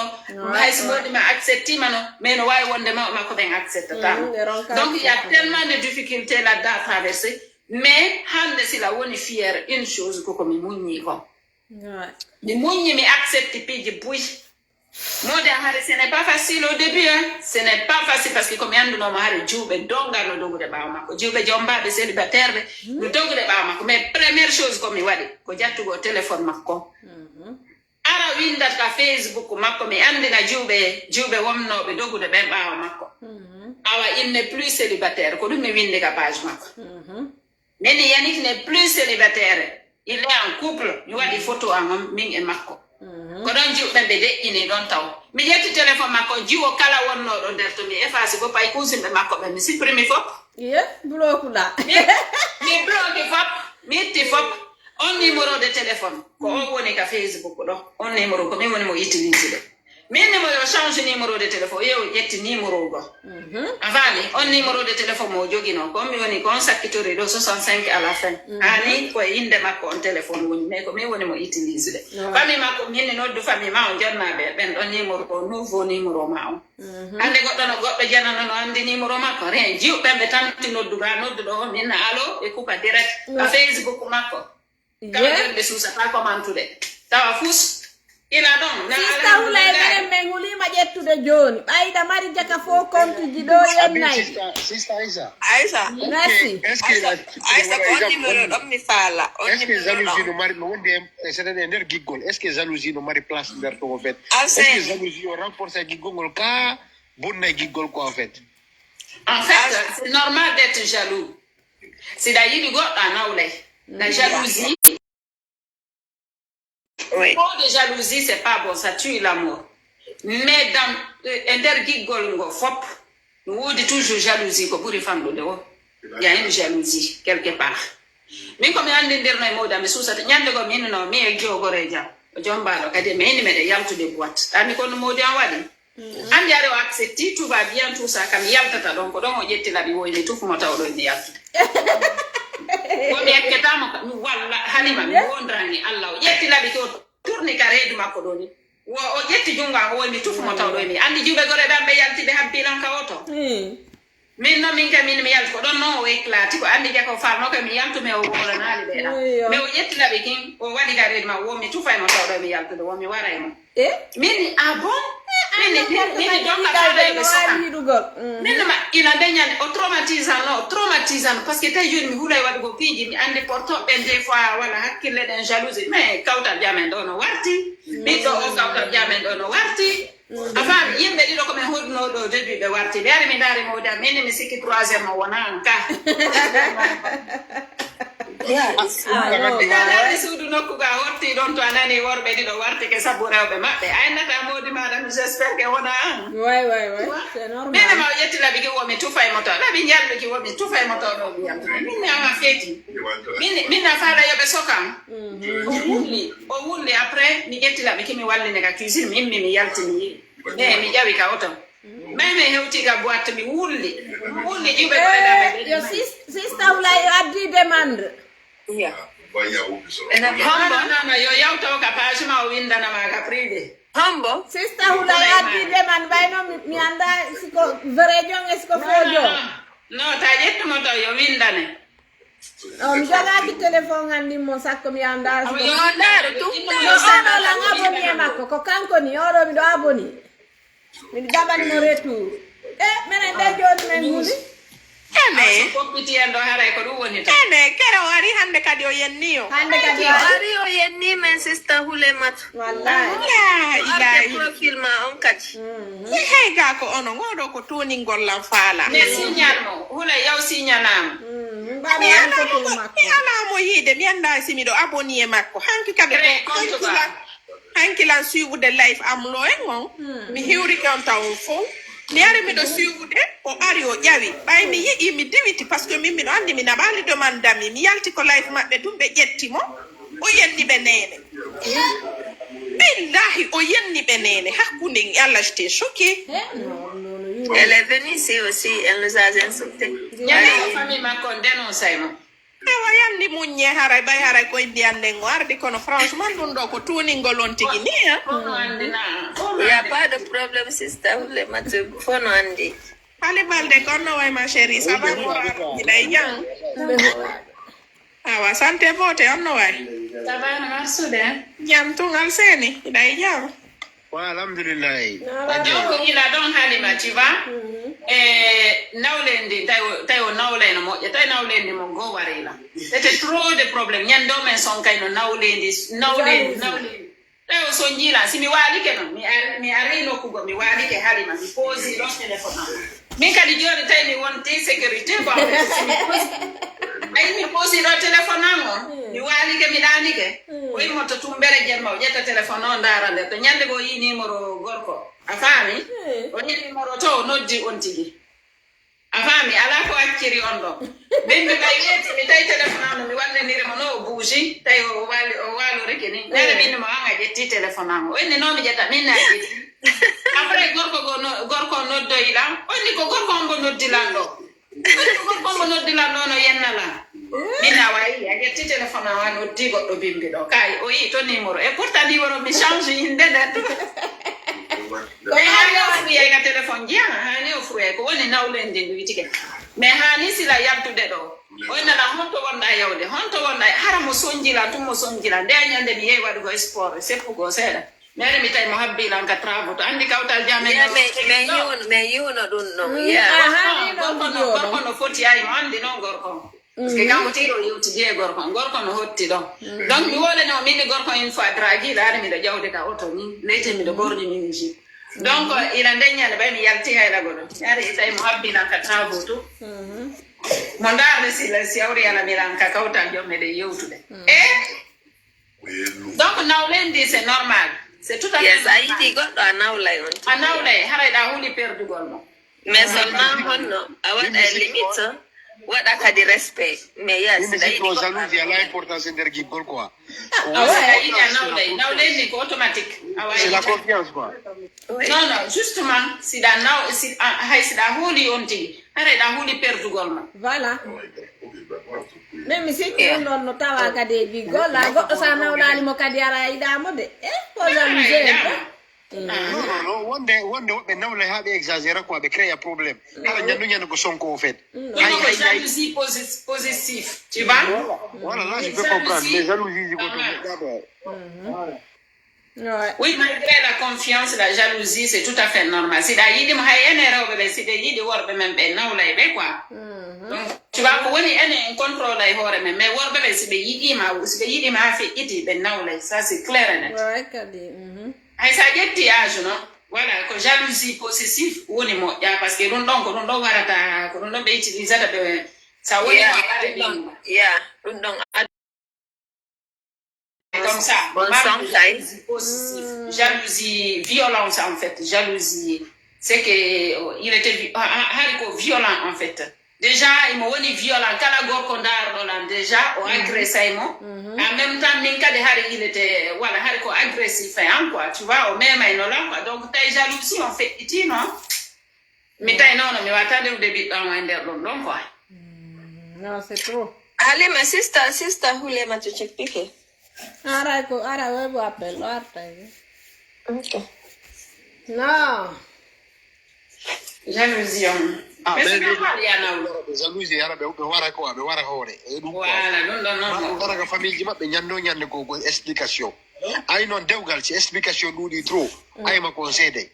har ɗo yiɗi mais on seeday quoi en fait par ce que andi da ya yaltu journée on fof ara tawa o ngermi tunga par ce que rewɓe goo minima si ɓe ngermi kereru somi wujji kaba walla ɓe wayno ngermi dando artira kaba wallal tellement ɓe ngermay rewɓe gon mbaɗi probléme subhana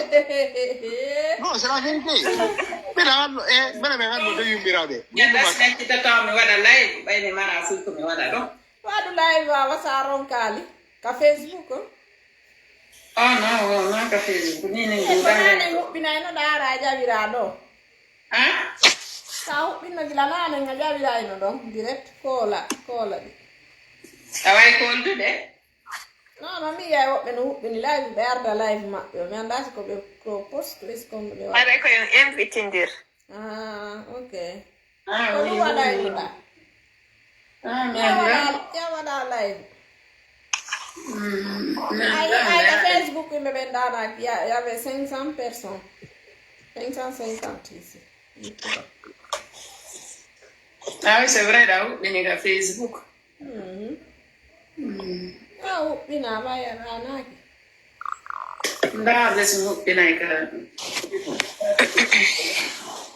Ok, bisous Alibalde, hein? Ok, bisous ma chérie. Et puis Django qu'on fait toi, dernier jour aujourd'hui, hein? Ah ouais. Django 31 décembre. Fadi Django anniversaire à moi. Oui. Oh, Fadi Django, ok. Django anniversaire à moi. Ah ouais, joyeux anniversaire pour Joyeux anniversaire. Merci. Oui, on va bien fêter ça. Voilà le live. 44 ans. Alibalde 44 ans. Paroɗa han moƴƴa waɗanade life ne ara min fija men jala billahi yes en tout cas anniversaire ma Le 1er janvier. Aye. On faut que 1er janvier ne. Kala mo anda date. Menen classe aka premier. Kala mo anda date de naissance mako 1er janvier. Mi rema Aya tu para 1er janvier. 1er janvier. Alseyni Sobe. Andi menen ko be naissance na yimbe ben 2009 duma don ni ka election ji. Hale ben taway dumo. Maintenant kala ardo don tay anda ko le 1er janvier me wala no 1er janvier. No, Andy koko woni gonka kaydiji wona fêtede afami. Donc min problème en fait normalement j'ai 42 non pas 44 parce que en fait fi hebugo visa amonta il faut que me be dita dubi en fait parce que sinon be giornatama mais bene non bene parce que on sa doit comme mineur afami. Donc il faut que me bedita dubidin fi yo mi wawo hebugo visa ko don pusi la ha mi bediti dubidin non quoi comme wo ina no don passeport tu vois donc ba me woli ya kay ni ngari ko kay diji ko capannay e jeego kono tigi tigi lan tallo dade capande joye jeego ko do won 56 ans. Andi odo no mi fi dubi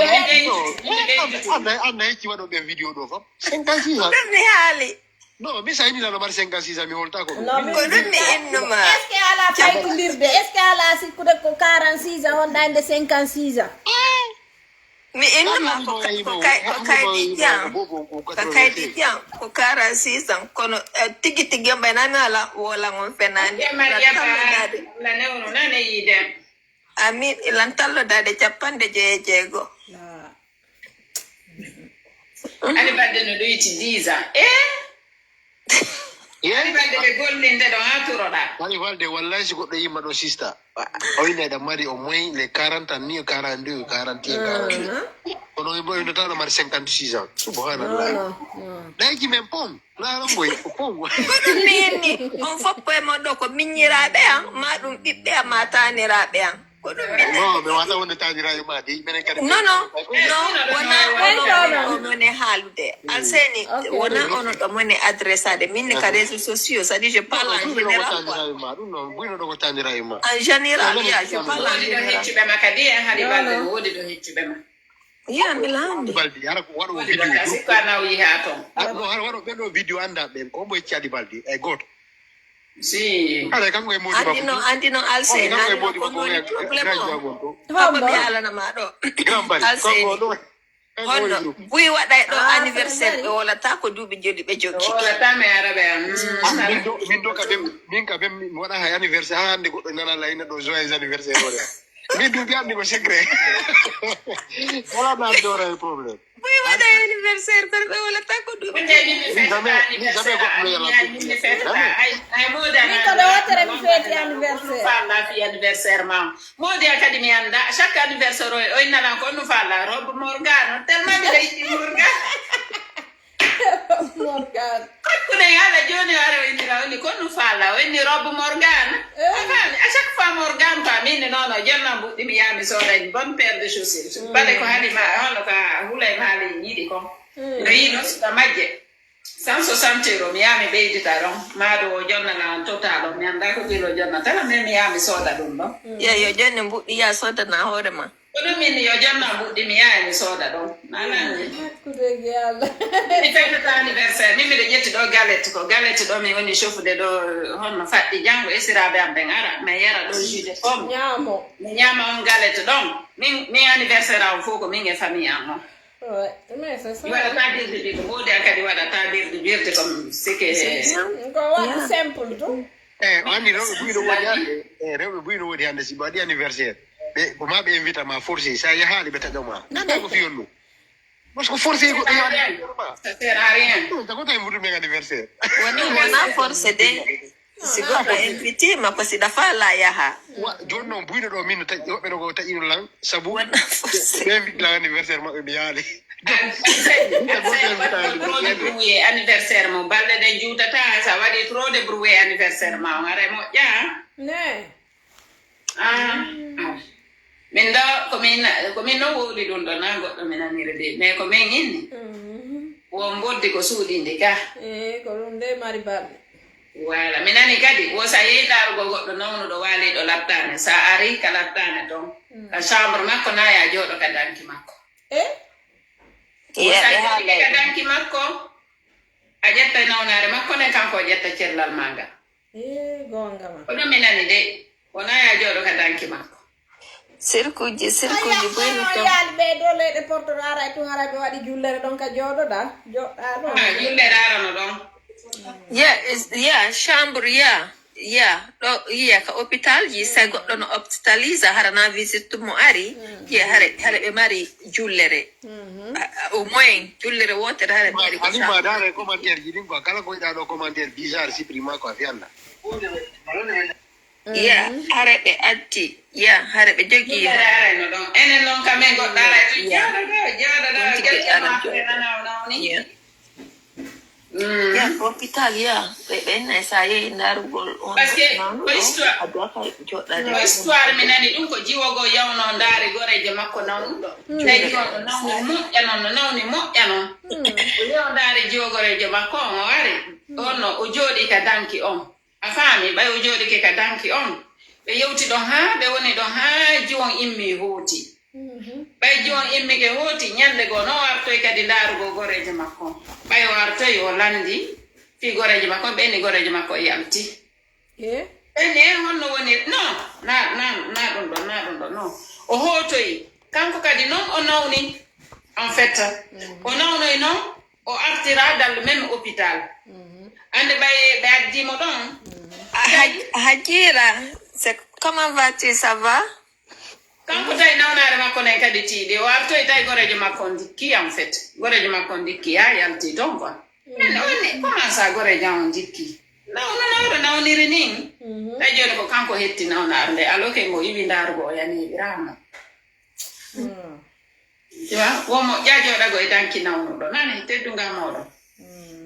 ɗum no min kadi mi nanino ɗum ɗon mi nana kadi ɓe inna fittugo jemma moƴƴa ko fiyonno fittugo jemma moƴƴa because a fitte arsike ma on ko nder suudu min mbiɗo yiɗi fittugo jemma de na mere ko pauvre aneno mi mere o ñoñaɗo fof no hoore an ɗo mi itti arsike ama hoore an nani onno asi inni lan woko biran haalanino mo ɗum ɗon allah inno ɓe yaafo mo jooɗi ɗo ɓami inni fittugol jemma ɓennayi a fitta woni arsike ma on ka yaasi mo jooɗi ɗo mo inni wo yiya nene biro haalanino lan ɗum ɗon mi fittitata jemma so hari kan ɗon tawi no tuuni tampinane mais joni noon ɗi biroji fitteteɗi jemma ɗin biroji ɗin a faami magasin ji ɗin wa ko jemma ɓe fittata ɓe hawka ñoogeje ɗen ko fiyon ɗum kamɓe no marsande ɓe ɗon katti pat hôpital ɗin fof ko jemma fitta biroji ka nder suudu on ɗo min on mi conseille ata Halima nani ka nder suudu ma si tawi woni ñallal ngal fof a fittali woni jemma habbo ha weeta bimbi fitta mais fittugol mooɓa yaha hayka jemma ɗon moi je conseille pas ko mooɓugol ngo woni moƴƴa mais fittugol ngol a wawi waɗade côté bimmi ɗen ñande mooɓa ka mi sikku ɗum ko mooɓugol ngol ko ya fittu mooɓa ara no kaali awa si a mooɓugol ngol ɗum ɗo mi waɗay mais mi nokkata en fait mais fittugol ngol ɗum ɗo mi waɗa min mi yiɗa ɗanagol mi fina mi tawa ndu suudan no tuuri mi fiiday mais ti a toute la journée ɗo iɗa mari ñallal ngal fof fi on no wonkitugo suudu ma hali balɗe min mi wonciti wosi famille on fof ɗanige fof siɓe waaliga ƴeƴɗo fof woncita salon cuisine on fof ko ha laaɓa ɓen mbi so wetti harasi mi immike mi yiyey ko laaɓigo ande ko ɓeynnata ko une maison propre esprit tranquille andi ko ɓaleejo ɗum wondi e numaji vrai waɗaji alseede minen noon meɗen wonde e surgu nani minen wonde meɗen wonde e surgu wolo daaruɓe ɓe wonda e sirgu fof ɓe avance enne wonduɓe ɓe e sirgu fof woɓɓe kadi inna e ɗo wona ya wuppu e samedi ta moro e mercredi ɗum noon Halima mi ala natude ɗum ɗo par ce que min bira Allah inno ɓe haalanila jour heure ji gonno kalota to akado akalota de ko voyage ta akado aka voyage go no foppo ino ka calendrier no me ala na to de no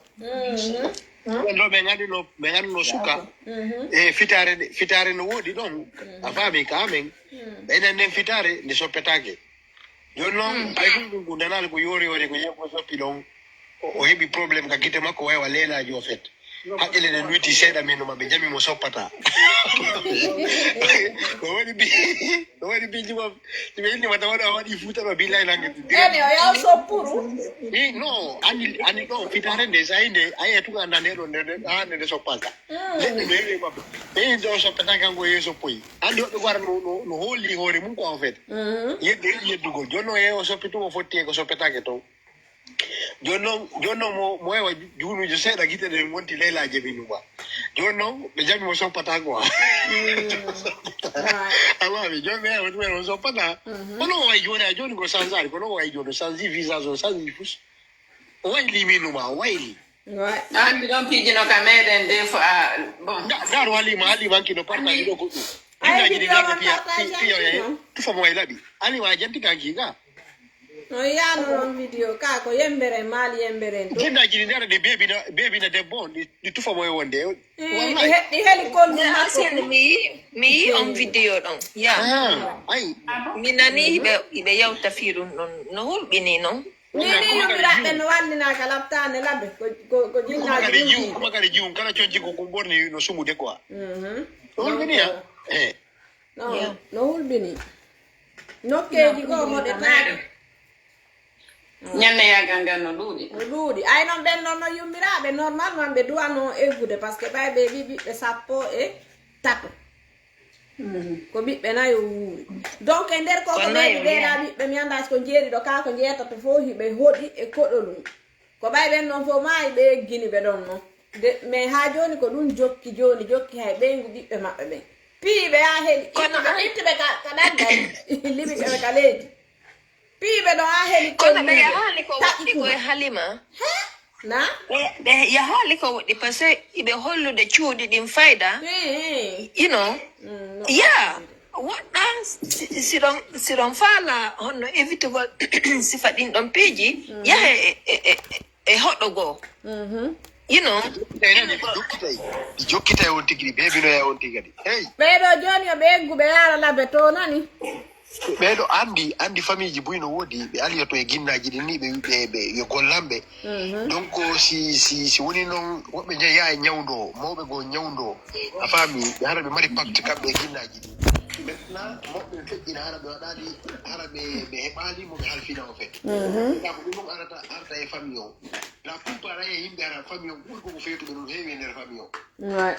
yimpijo fet ginnaji ɗi yettoto ma ɗum argol hibbat ndiya wulɗan ka leydi ni tun ara tawa ni ara hibba ndiya wulɗan so hari a hibbi ha tawi kulle jemma ɗen ɗo a hibbindu wallahi ɗum vansoto e ma ayi jiidago ka meɗen ayi e rewɓe ɓen no jiido fami ennayi ɗum ɗo noon mi anda ko coutume ka honɗo yiya debbo no jiido ɓe ƴetta ɗan jiiƴan ko on debbo jiidodi ɗon yiyaɓe yaɓe wuja ɗum debbo go mo jiidaki a faami ɓe ƴetta on likkidi ko yalti e on debbo ɗon ça veut dire nawnaji sino tomba si ala tomba en tout cas kala ko heɓi je mum ɓe ƴetta ɗum ɗon ɓe yaɓe wuja o debbo mo jiidaki ɗa fi yo ƴettu reedu non min layde ko suɓe hirsi ɓe wani ɓe ƴetta janda non woɓɓe gono toon ko si holno ɓe hetti mi annda ko poche mi annda honɗum aysa ɗum noon ko coutume men noon oui ɗum noon ko coutume meɗen mais puis gono toon honno aka waɗde ƴiƴa e ƴiƴan ɗum aka mélangé de en fait quoi mais si ɓe wuji on tigi c'est pas parce que hara on tigi no parmi pour dire que ok ƴiƴan e ƴiƴan memidiri mais ɗum ko coutume ko annduɗen noon ɓenna ok are fofon rewɓe ɓe heɓani ɓen fof are yoɓe aru ɓe fofa on tigi soit honno e fodde honno oya jibbin ɗon na ɗum ko baalingin ɓe fembi ɗon bobo on ka hiɓe baalingin sa ɗon yoɓe ƴettuɗan ɗon ƴiƴan ɓe fofa emo jibinali on ɗum ko coutume men noon mais on est d'accord avec ça c'est notre coutume andi ko coutume men mais on digari ndo darde parce que hobbe hara no man wonde nyaw jetta dum du joda contamina waya kadi quoi arna bobo hebi ko nawnare Bi nawnare ya ah bi nawnare ko attention de là je vois pas ça, moi je vois pas ça comme ça, hein. Quand même ça s'est passé beaucoup de temps oh non comme on no paikun you know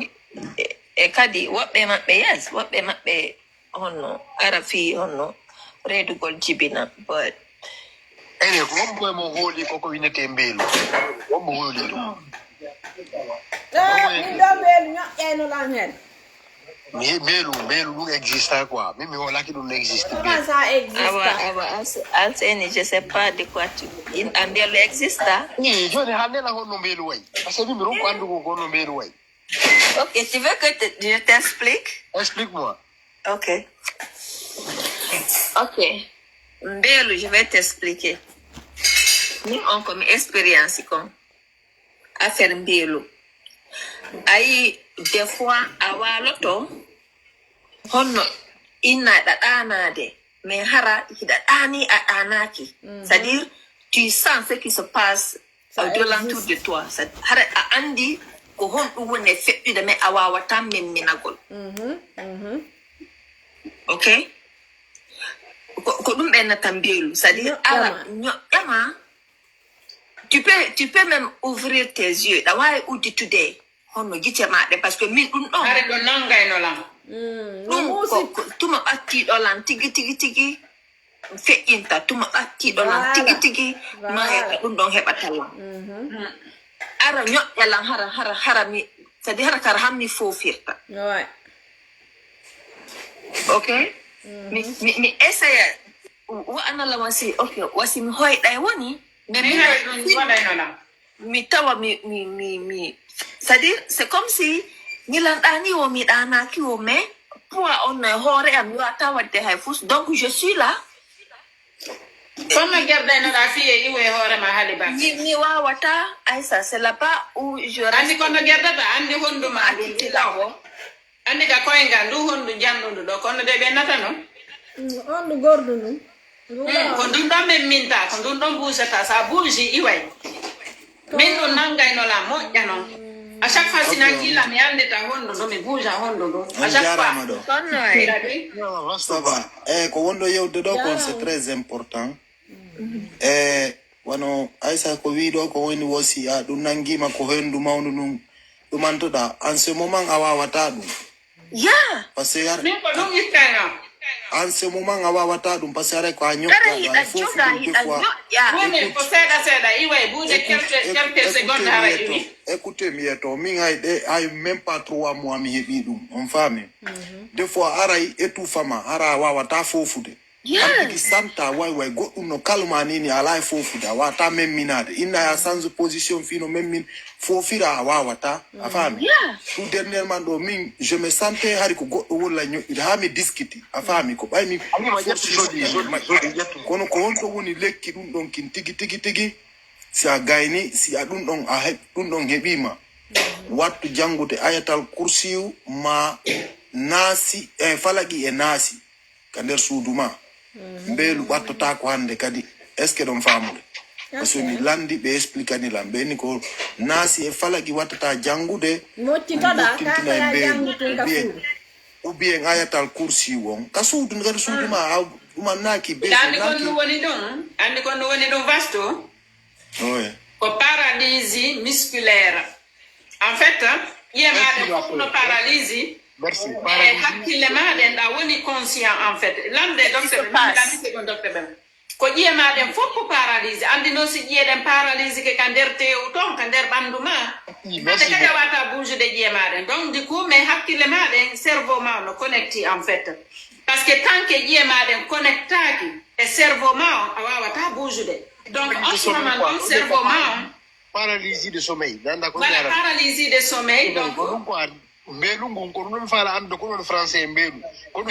ko dum ko paralysie musculaire en fait voilà ko paralysie mais mbelu no existe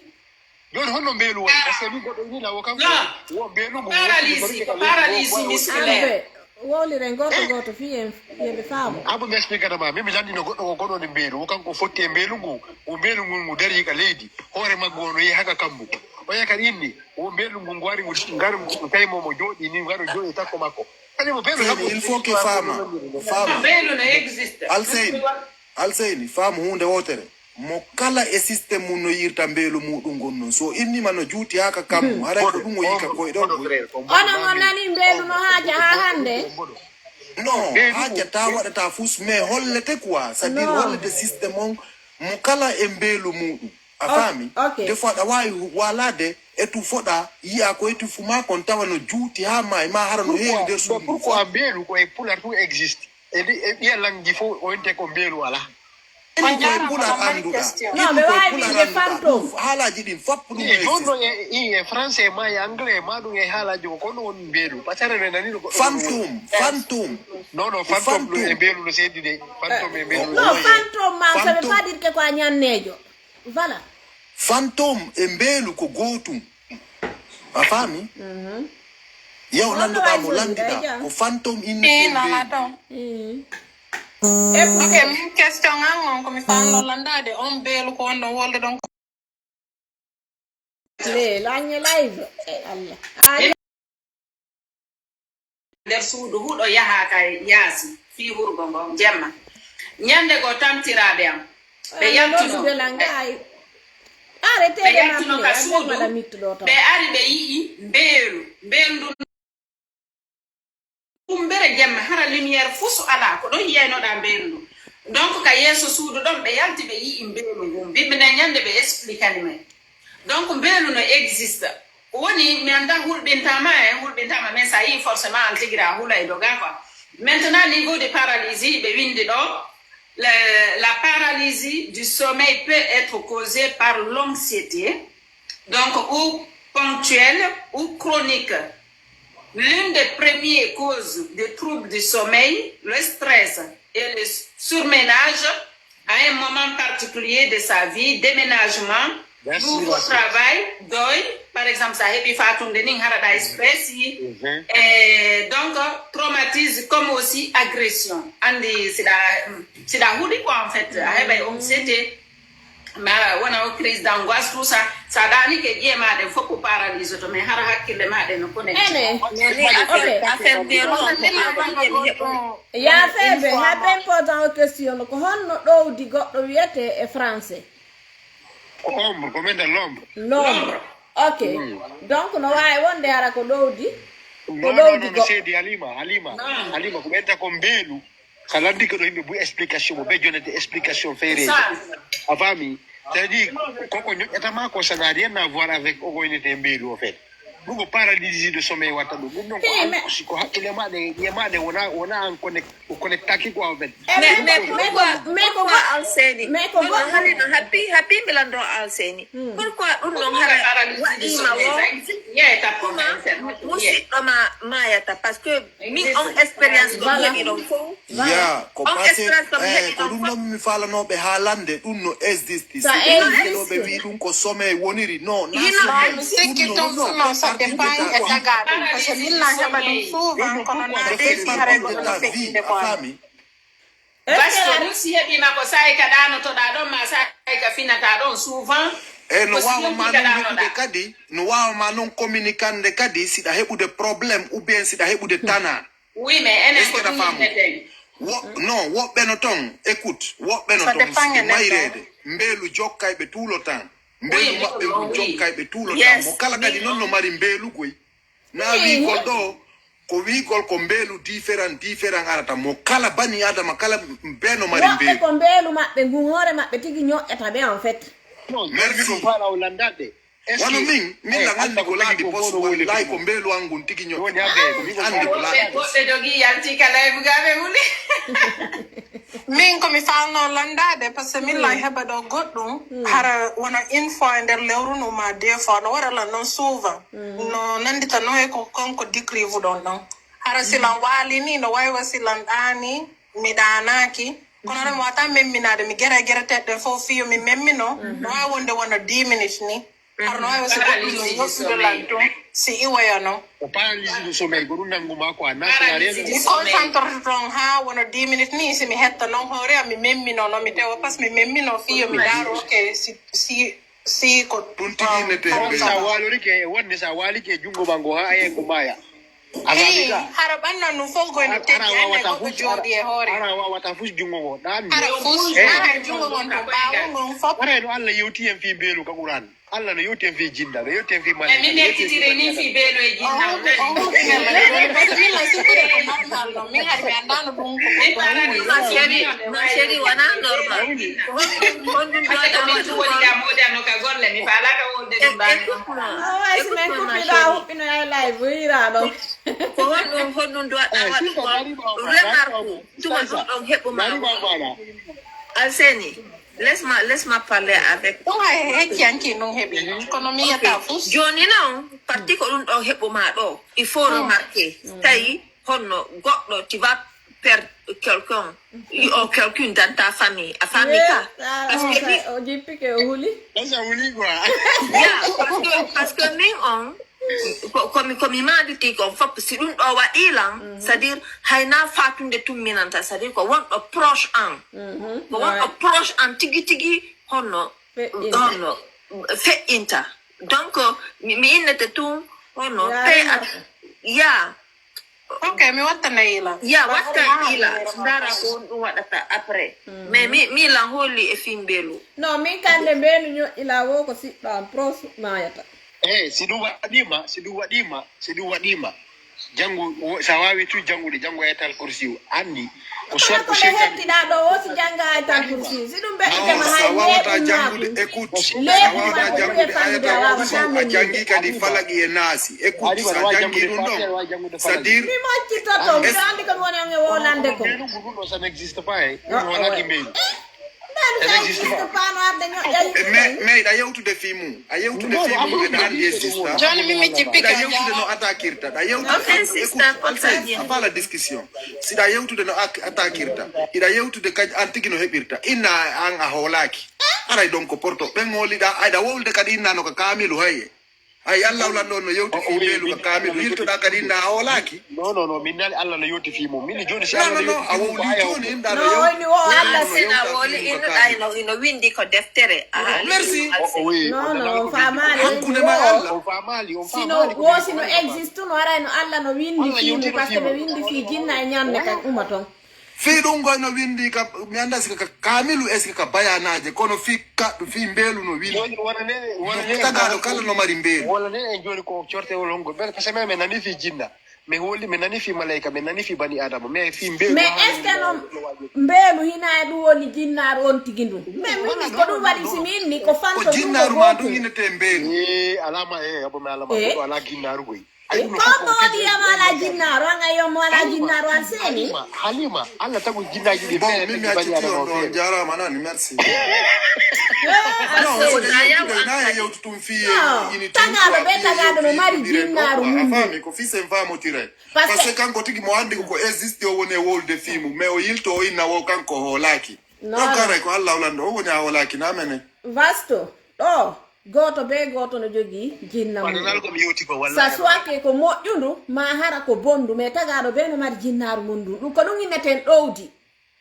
a faami min ɗo par exemple wano sista haali balde no yewtiri ɗon min ɗo min siɗɗan no maaya wo par ce que mi anda mi ɗanotako a faami mi ɗanota hay si mi ƴetti paquet lekki mi ɗanotako ala ko ɗannintanmi donc on tan ɗo mi wata kadi hoyɗugol miɗo ñoƴƴa kadi pourtant nde miɗo waalo mi moccitoto mais ndu ñoƴƴay lan ɗon kono mi anditata ko même mingol cilatunganku min ko ɗum pati anginno donc mi katoa mi memmina cilatunganku simi hetto mais si ari ñoƴƴugol ma ñoƴƴete joni noon ko hara noon hino satti siɗa faala memminde kun cuya tumat c'est à dire c'est comme si aynay ko étage wonɗa memminde yes ko étage wonɗa memmude hakke hara ko tedduɗa ko waaliɗa ɗon ouais yes no ulbini tagaɗo be no mari ɗowdi mum ndi wandi mimi na peut-être no woni hara mi ala agonga c'est possible kono min o mi holaki ke ko mbelu no existe parce que mimi nani fi jinna la mi jinna no existe jinna no ñoƴƴude bani adama jinna rum no ñoƴƴama c'est possible mais kadi ko wana tan kadi yimɓe ina no wonde ginna goto c'est-à-dire ɓeyna ginnaɗo ma ɓeyna mo ɓeyno mari ginnaɗo ko fenane noon comment ça ko fenande non awa haɗo lan Alseni aki haalaname joni Alseni an ko ɗum hooliɗa par ce que voilà min komi hooli ala famodirede ko ɗum an hooliɗa voilà min komi hooli exemple si goɗɗo waalike ɗum ɗon heeɓimo haray ko ronkere wondi e mum ma ɗum hene ko space wondi e mum minen noon meɗen haalandema wona ɗum ɗon par ce que min heeɓi expérience on ronkere hon ɗum min en kam fiiɗo pyramide mi ala wadde goɗɗum. Tu peux nous croire parce que ben mais hebi expérience. Maintenant on est en train d'expliquer. Mimi inani o mi imbelu de mimi inali. Mimi mi hebi expérience ko mbelu nyo yatammi. Andi alani ala famude. Tuma wat ilan wo hare ko goddo an woni proche woni fe inde. Parce que mi hono mi comment dire ça mi hare mi la nganditi. C'est ce que je veux te dire. Mi inani ma de mi mbelu en personne non si mi woli fenande. Kono non expérience ko mbelu nyo. Voilà question mi pose ni dum marbe gande vrai ay kambe fo ay goto prouval no buri ko bena Johnny Alsen da fala menen kadi men holo ko haluda kon ben belandiɗa ɓen adduɓe life minen joni min mi wanne ɓurte ngaddande ɗumaji ɗi ara no adda ɓe landiɗa ɓen adduɓe landiɗa ɓen Alseni non mi ɗaɓɓiɓe buy hay sena noddi halima noddigiɗo fulɓe hay kanko noddagiɗo fulɓe kanko moma confirmande par ce que kanko mo firi seeɗa en tout cas adduɓe landiɗa ɓen because min expérience ji honno komi heeɓi kon fop ko ɗum ɗon waɗata lan ɗon neɓata honno goɗɗo wonɗo proche an kadi honno feƴƴinayi donc ɗum ɗo la mari on expérience ɗon ñoƴƴede hara ko mbeelu tigi honno ñoƴƴuma hara yiɗa ɗani a ɗanaki mi hara wawata memminde hay ciwatumma ko goko ino ɗon honno memmin honduma jandu ndu no ciwatumma ko hara fus a wawata wadde meɗa udditi gite fus hara a wawata wadde ɗum no mi heɓi on expérience ɗon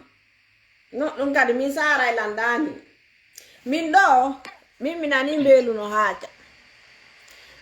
a wanani ka oɗo kadi wonani to mbelu mi nani mbelu no haaja mbelu goɗɗo no haaja iɗa andi fi honnum ko bobo hum paykum nawnuno joni noon hewti ka o maayayno que par exemple nen 23h ni ma 0h donc jaaja paykum o bambila har komi jiwunni ndo maniti o bambila men iwi kama paykum nawni ha hiɓe ari hiɓe ayni paykum joni noon o bambila nattugol lan noon ka bureau min ari hanka ɓaawo hoggo ko ɗon mbelu ngun haaci joni noon min miɗo bamba ɓaawo komi ottiri ɓaawo mbelu ngun haaci tun onni ko mbelu ngun haaci oni ko mbelu haaci mini ko mbelu hombo haaci ɗo kon woni mbelu komi paykum on lan ko mbelu o nattilan ka amen ɓay o nattilan ton o yiltitike men nani sowru ndun hino sooƴa donc ɓay men yiltitike no men ari men nan noon himo fillitanade ɓo onni men yaltuɗo tun mbelu ngun noon haaci onni ça veut dire ko mbelu paykum kun ko par ce que ko maayi mbelu makko ngu yaltino par ce que ɗo e goɗɗo feƴƴinde mbelu ma ngu yaltay taw e ma few yaha taw voyage taw kala neɗɗo mo andi yahay toro ballal fiya wallitomo ko ɗum waɗi yimɓe ɓe on tigi andidiri ɓe yaha ton ko ɗum yatara mbelu ngun no ñoƴƴama ma an hiɗa hoyɗa piiji hara no addanama siñji donc on tigi paykum kun noon feƴƴini ɗarɗon noon ɓe sifi ɓenni ko mbelu paykum kum men nani hito mum ka yaasi a famude mbelu no existe ko ɗum woni jinna on tigi on min si mi walike ɗo mi ɓamnali ndiyam ɗum ko ñande takko am ñande o ñoƴƴayla c'est comme si ngu yalta e hara hingu ɗonɗa hingu faala yarde ndiyam donc mais sa ɓannino ndiyam takko ma no wawi wonde ha sina hara ko affaire dille ñoƴƴatama haray wassalam ɗa wawi continue Alseni yaw addana men inno ɓe maɓɓen honno mbelu exista ko min on do mi tertuta ko ma ka TikTok do Mimi da bana information rek ange mi nga to ki goy parce que ajuno wala ko seni belu exista ko mi anda ko paralyze de muscle mi anda ko wondum dene mi partage ni do pini telephone jani ni partage ni mo connecti ka TikTok abbo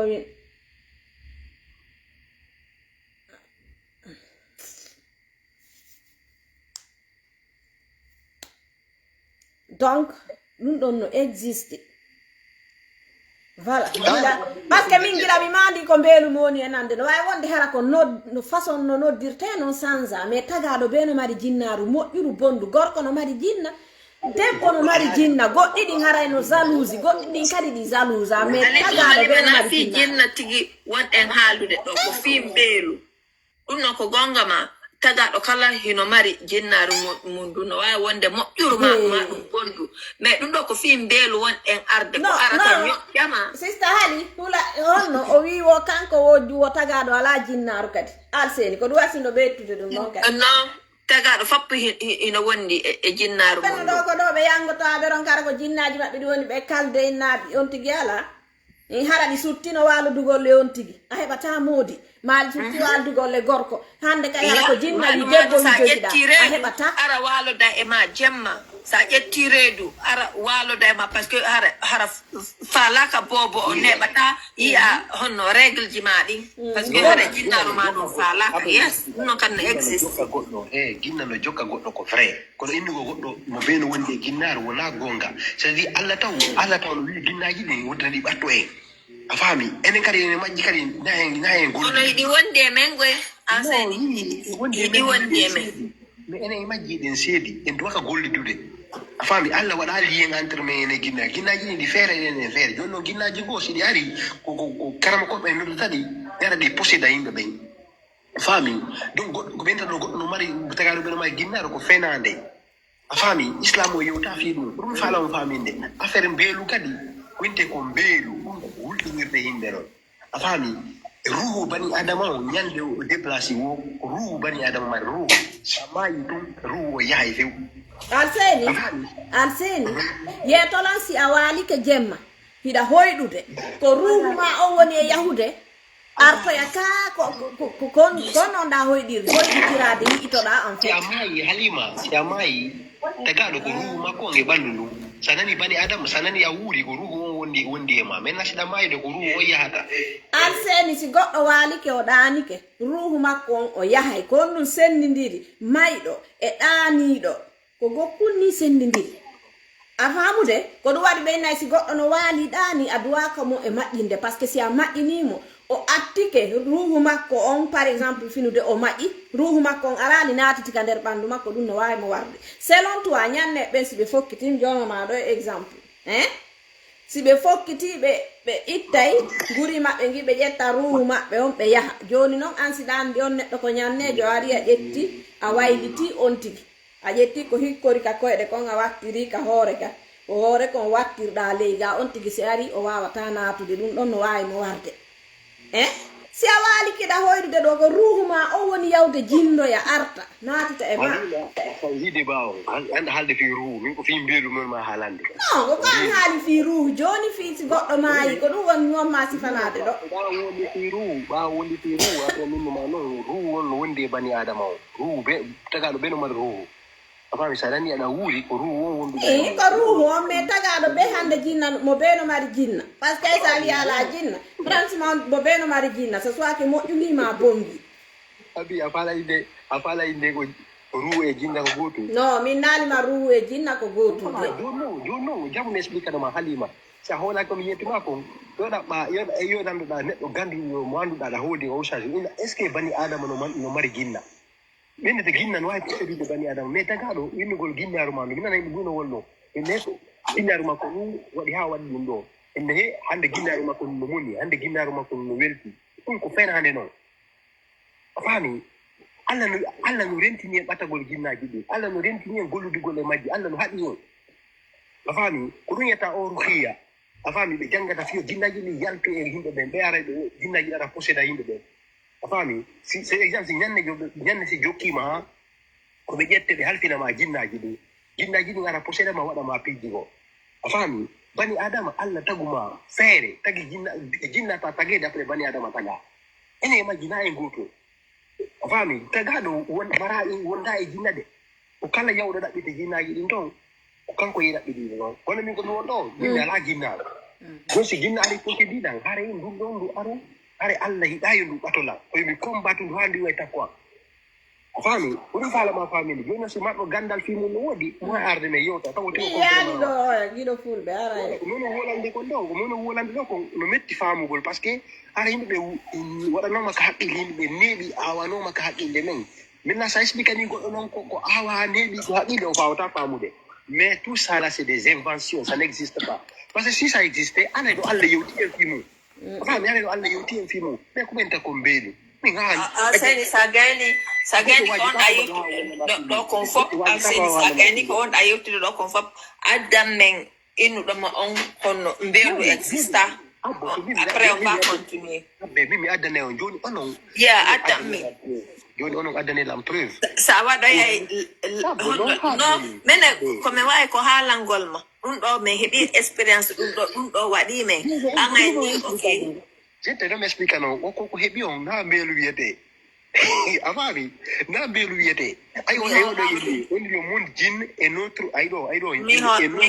est différent ndane oɗo ko woli ko est différent oyni c'est vrai aussi alseni a raison saɗi meɗo fof no andi ko ɗum on mi explique no monde jin on et monde même on c'est différent en fait yoɓe ok minen men inanɗum ɗon na en différent goy ko woni ko wonɗa ande kon ɗo mbeelu existe alors que yimɓe ɓen no ñoƴƴede mbeeluji no ñoƴƴude ɓe ko mbeelu yimɓe ɗon sortade ara ñoƴƴa yimɓe ɓe non mi nana haalima noyna guinnaro andu gande weltaki ɗum fof ko haala wi noon ça n'existe pas c'est pas vrai a faami ala guinna de so guinna guinari min marɗo de guinnawi guino ɗo guino protési mi moƴƴal awa combattu guinani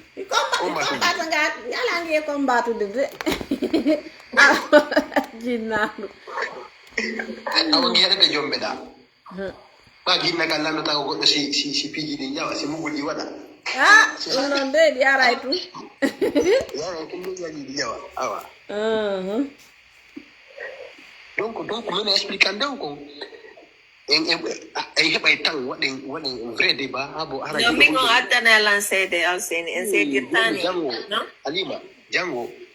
e yewte fi mum addana lan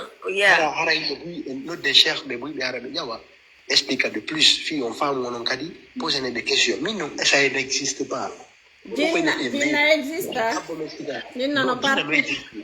non jinna no existe afami shaitan no existe ok ko inde honɗu waɗɗa ka tiktok womo goɗɗo no faalarde ƴawa ɗo joni jaabuma ok jinna on no existe Mamadou Diallo windu ko inde honɗu waɗɗa ka tiktok mi ƴette maintenant mbeelungu ko kala inɗol ma no existe yo yaltinema aya yewtuɗo fi mum par ce que allah wata tagude piwu o tagui jinna o haali fi jinna o tagui malayka o woni fi malayka o tagui bani adama o woni fi bani adama mais pourquoi wolal fi mbeelu no mbeelu no wawi wonde ko inde nden ko no waɗa ko jinnaru ma ndu wonma e ñoƴƴude oui ça n'a rien à voir c'est ɗo affaire jinna o a wara jinnaru ansene ɗum ɗo honno windaki ka deftere e min on personnellement mi heeɓi o expérience ɗo hara mi famani paralysie de sommeil ko ɗum mako paralysie de sommeil abomane mako cerveau ma o ko cerveau ma e ɗuma ma o woni wona connecté andi bani adama cerveau an on honno e muscle janigi ko ɗum ɗo faɗalan haala nde wona connecté e kadi tuma ɗum ɗo waɗi lan wo goɗɗo ɓattiɗo lam maayay balle de lan ni ko ɗum o mayede ça n'a rien à voir avec ça famille alseni tigi on ɗum ɗo je suis pas d'accord avec toi non problème wala allah walam joni min ono yimɓe ɓen mbeelu no existe maintenant prouvanel no existe joni prouvanel avec des preuves à l'appui c'est ça la vérité andi ni si mi waɗanima goɗɗo mi prouvante min mi prouvanayi on janngo mi prouvanayi on ke jinna e bani adama mi addan on aya o famille mi andi mi prouvane on ay goɗɗo ala ginna innugol ginnaru ma ɗum moniki min on fi affaire jinna on alseni tu peux mettre ça à côté affaire jinna on Okay. Obena ma si be weldi be nak ginnaji mabbe di weldi dum ko fenande do a ginnaji di Okay. weldi Tu peux côté. Mais c'est arrivé Kambelo do. Ici là. Kambe Je- yo mene Je précise. hali kavina zame de yimbe ma si goddo nana ndo fe ina wada na mberi no wulla taro dambu go gongon wulla wacho bibi nyande tunana on tigi mai acci fi yalla tiji go no wodi kala ko wulle hayli no mari wonki afami ne to na kala ko mari wonki ko Allah yimbe be speak ma kala ko hayli gindi andi no mari wonki kala ko mari wonki ko Allah tagi men kala ko Allah tagi Allah andi fi mo na kan ko tagi dum do mbelu ko woni tagwa ne do na kan ko tagi dum Allah ma on mo wondi fi mbelu do mbelu go ginde wara fi go to boni ko ndene ko woni mbelu go sala veri min tagi mi hoy dali mbelu ko minan no wulla ko dum do mi ko pura yadna ni aya wi do mbelu wodi mbelu tati na no aya ara no windi mbelu mon frère ça n'existe pas oredo ma mo yana ni frère o do no fala ma repondade camera ma on pa ya cerno mamma yantu kala addita demande do jaban dame ustaz alsi do habo min mi se gora gido fu do parce que ko moy mo fili seda Ok, quand on parle d'awolo de Alsen, ça devient le même final, quoi. no e firugol min kan ko mo fili urano no e wonde ala to ala kal burano to kono Allah kala Allah urano no yuti kala ko existe urano no explique fimo koni ka kam woni ka ledi Allah no yuti fimo figi do fo men mum be do ono infanti afami ni la fala andude on yatamni harami ni wa wata buje de komi wali to kala buje tikite ko sheytan na ba ala ma ni Allah ide hayfus ok ko seytane kadi istahali badde won ko seytane kadi ina duma hore mande déconnecté e organe no habo no ima dum no kare ko sheytan duma mena staino awa wata woni imma de ko goddi ya mara bandu mali wayo no paralysie dum ko benta paralysie e men no me ñoƴƴa ɓe yeeti kema ɗum ɗon me ñoƴƴete wona ma joni min sisa dana français c'est pas mi nabante preuve ji ɗin kati ka whatsapp ma bana joti whatsapp ma mi nabante ko whatsapp ma jentanoɗa hoore ma a faami an tigi nana ko ɗum expliquata fi ɗum paralysie de sommeil ara no explique très clair an tigi yana hoore ma ça n'existe pas ko wete mbelu ko awa ko hakkille men yo awano ko hakkille men mais ça n'existe pas an ida inude no awano hono ko hakkille men kono c'est à dire mi la yewtudema en tant que parce que mi heɓi expérience mo wona parce que hono mi la yawta fimo na parce que on ka yindi on ne rêve pas de mbelu a fami mais ça nous fatigue c'est-à-dire ay halama ko laba c'est-à-dire ko ma expliquer mo beno mari explication mo men ko boyni na o beno mo on waru tay don gari jodi ka jodere tay mo tiji waru jodi ka jodere makko don afani o ape tungu immi ko yakal inna o mo yaade kala o fotti mbedu mo tay mo dari ka leydi fa me hore mi kambo tu vois les explications là tout ça c'est des mensonges en fait moi je parle pas de tout ça mi ala halu indugol mi yi no mi enani oh non mi yi yes or non c'est pas ce que j'ai dit mais you ilango yes no joni ko mi ma ko don don mi hono mi wawata partage de mo wona ko goddo go haali ma alita kado woni ha e wonde hara min tigo ara tanji simi samsimi ala jumdude ha kadi mi dano so hara mi ala jumdude o fe tarana mi ko jumdude ne ami dum wa arde ma mi no min ko fiya mo mani wolde shaytan ji din ala di procédé ma pour meta wono wodi ko ya aji wala bagara so to bagara on la findinde mo tum tanga so duma wa wata mo batale o fet kinna jindo wata mo batale gata mi wonde arande do fijinde do bagara o wonde kadi ko ka youtube duma mi fijinta do ko wallahi be desi ya be sekende da fijina don dum no janga don be janga be firana ma dum laabi temede Habu explicar ma isu sata yin nan gol aya Quran sai ko kai fera ji yana ta jinna ji tudo ji din di watama bi go ko kai fera ji watama do magalo kuma ta tigido wala recherche de plus ko hala nyon ko do mette wala go parce que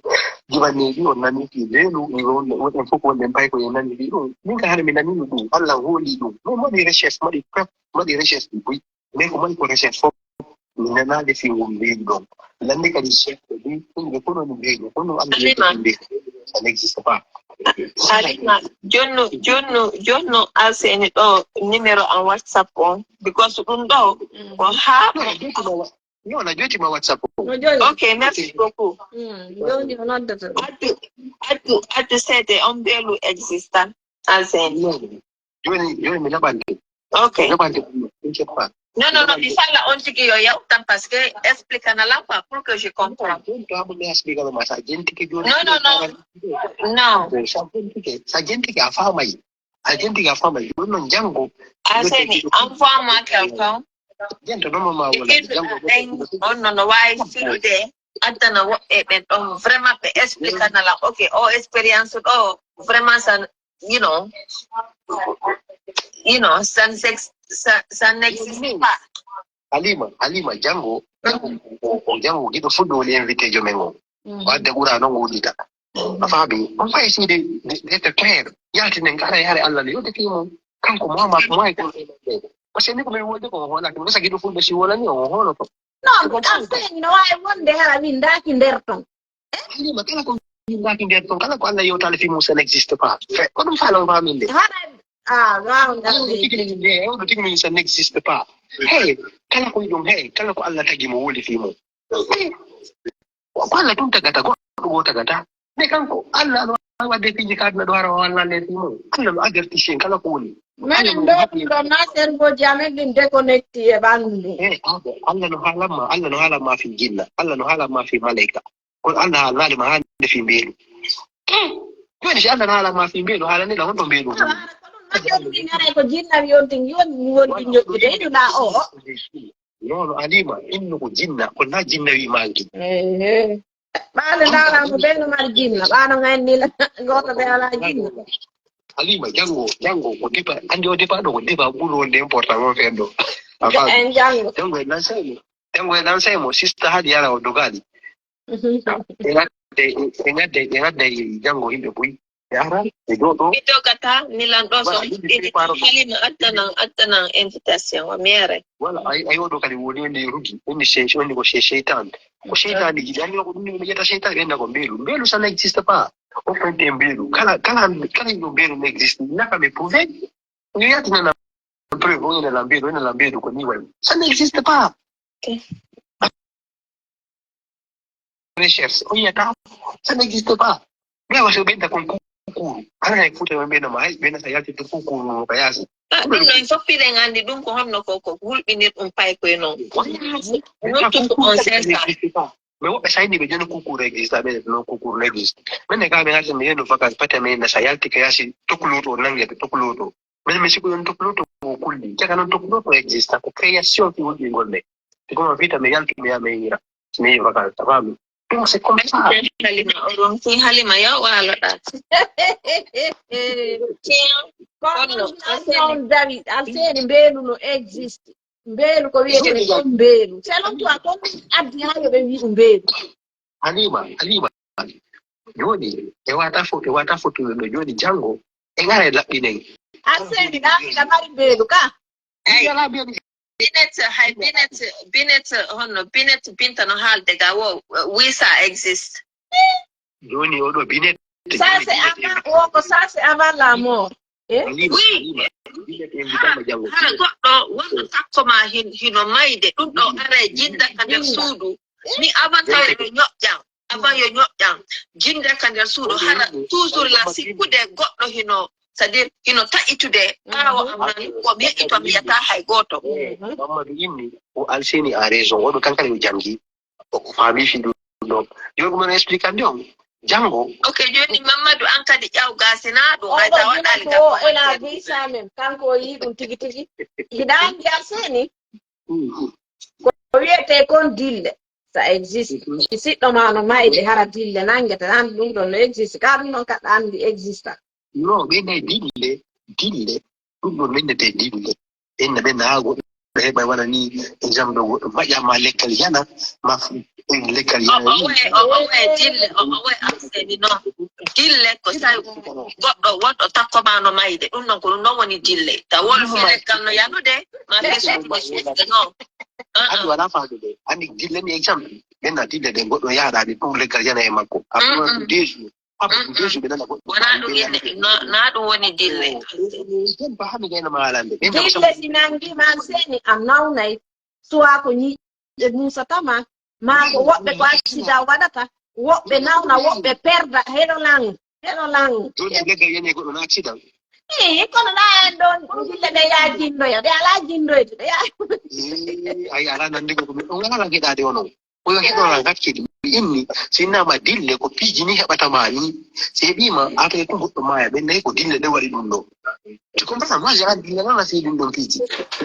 mono wolande noon enen ɗo fof allah no windani en allah no andi kono tuma mayete en fof ɗen allah no andi ɗum esa faami allah no andani en fof programme jiɓe ɗo fof no togoto ça n'a rien à voir ɗum piiji kono ton ko enen créi ɗum ko enen inventi ɗum ka ɓernde men ko enen inventi ɗum ɗum ɓe waɗino ɗum gonga maintenant onon o inniɗan o inniɗan mbeelu no existe min mi on mbeelu exista joni ko onon duwalan bubande kono ni mbeelu ko sa wani tabgolan ko sa mbeelu e ruuhu min pour moi ko gotum par ce que si a walike o ruuhu ma ɗo yaltuka yaha jindoya haronka waɗoya perum paramporo hara ɓandu ma ɗum no waali ɗo par ce que ayna talan si a walike a hoyɗi ko ɓandu ma ɗum wonɗa yarude a senina foti bafe maɗe alima anda wayde ruuma hakkude ala no wayde ƴetti honno ko british lega woni o waya ƴettu a wata yide ruuma o goɗɗo wata yide ruu waddalde mani anda wayde ruuma o andi goɗɗo ruu e wonki fayda ko gotum ɗum noon je suis d'accord avec tago a wata yide ruuma parce que ko sa mayi hono si ruuma on ok joni si a walike a hiɗa hoyɗudenawato hiɗa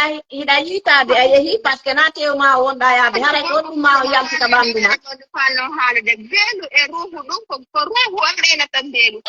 yumɓe na gotum par ce que ɓeɗo indi kamɓe ɓeye mbeelu ngu hombayi ɗuma yay mbeelu ande ruuhu koko ɓeynata kono mari miri ko yaltude e maɗa andi ma cher ruuhu ça existe allah no yoti fi ruuhu siko l'appelle l'âme ɓe ɓeyneɓe ga fami ndaro oɗo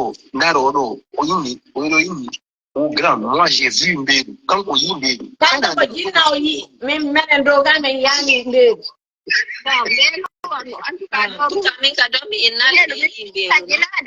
ko gotum par ce que mbeelu ruuhu ko gotum tampina jama o anda ɓe natti goɗɗo no mayde o maya e wona 30 jours comme ça taw hara o ruuhu o ñuude ka wonka holno ka loopi makko voilà oɗo inni o les savants islamistes disent que ça n'existe pas pourquoi expliquande ça n'existe pas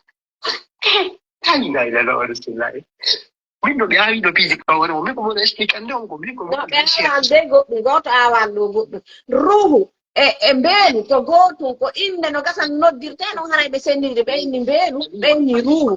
a faami an seni si a walike ɗo aɗa anike ko lamma on tigui ɗo immoto yaa hina tewma on immoto yaa ko ɗum no inete ruuhu ruuhu dey ko gotum alima gento woɓɓe yimɓe mbeelu ɗum kamɓe ɓe yi mbeelu ɓen noon ko ɓen noon halima ko ɗon yimɓe to ɓe yi mbeelu wonɗuma explicande ko fenade no wona mbeelu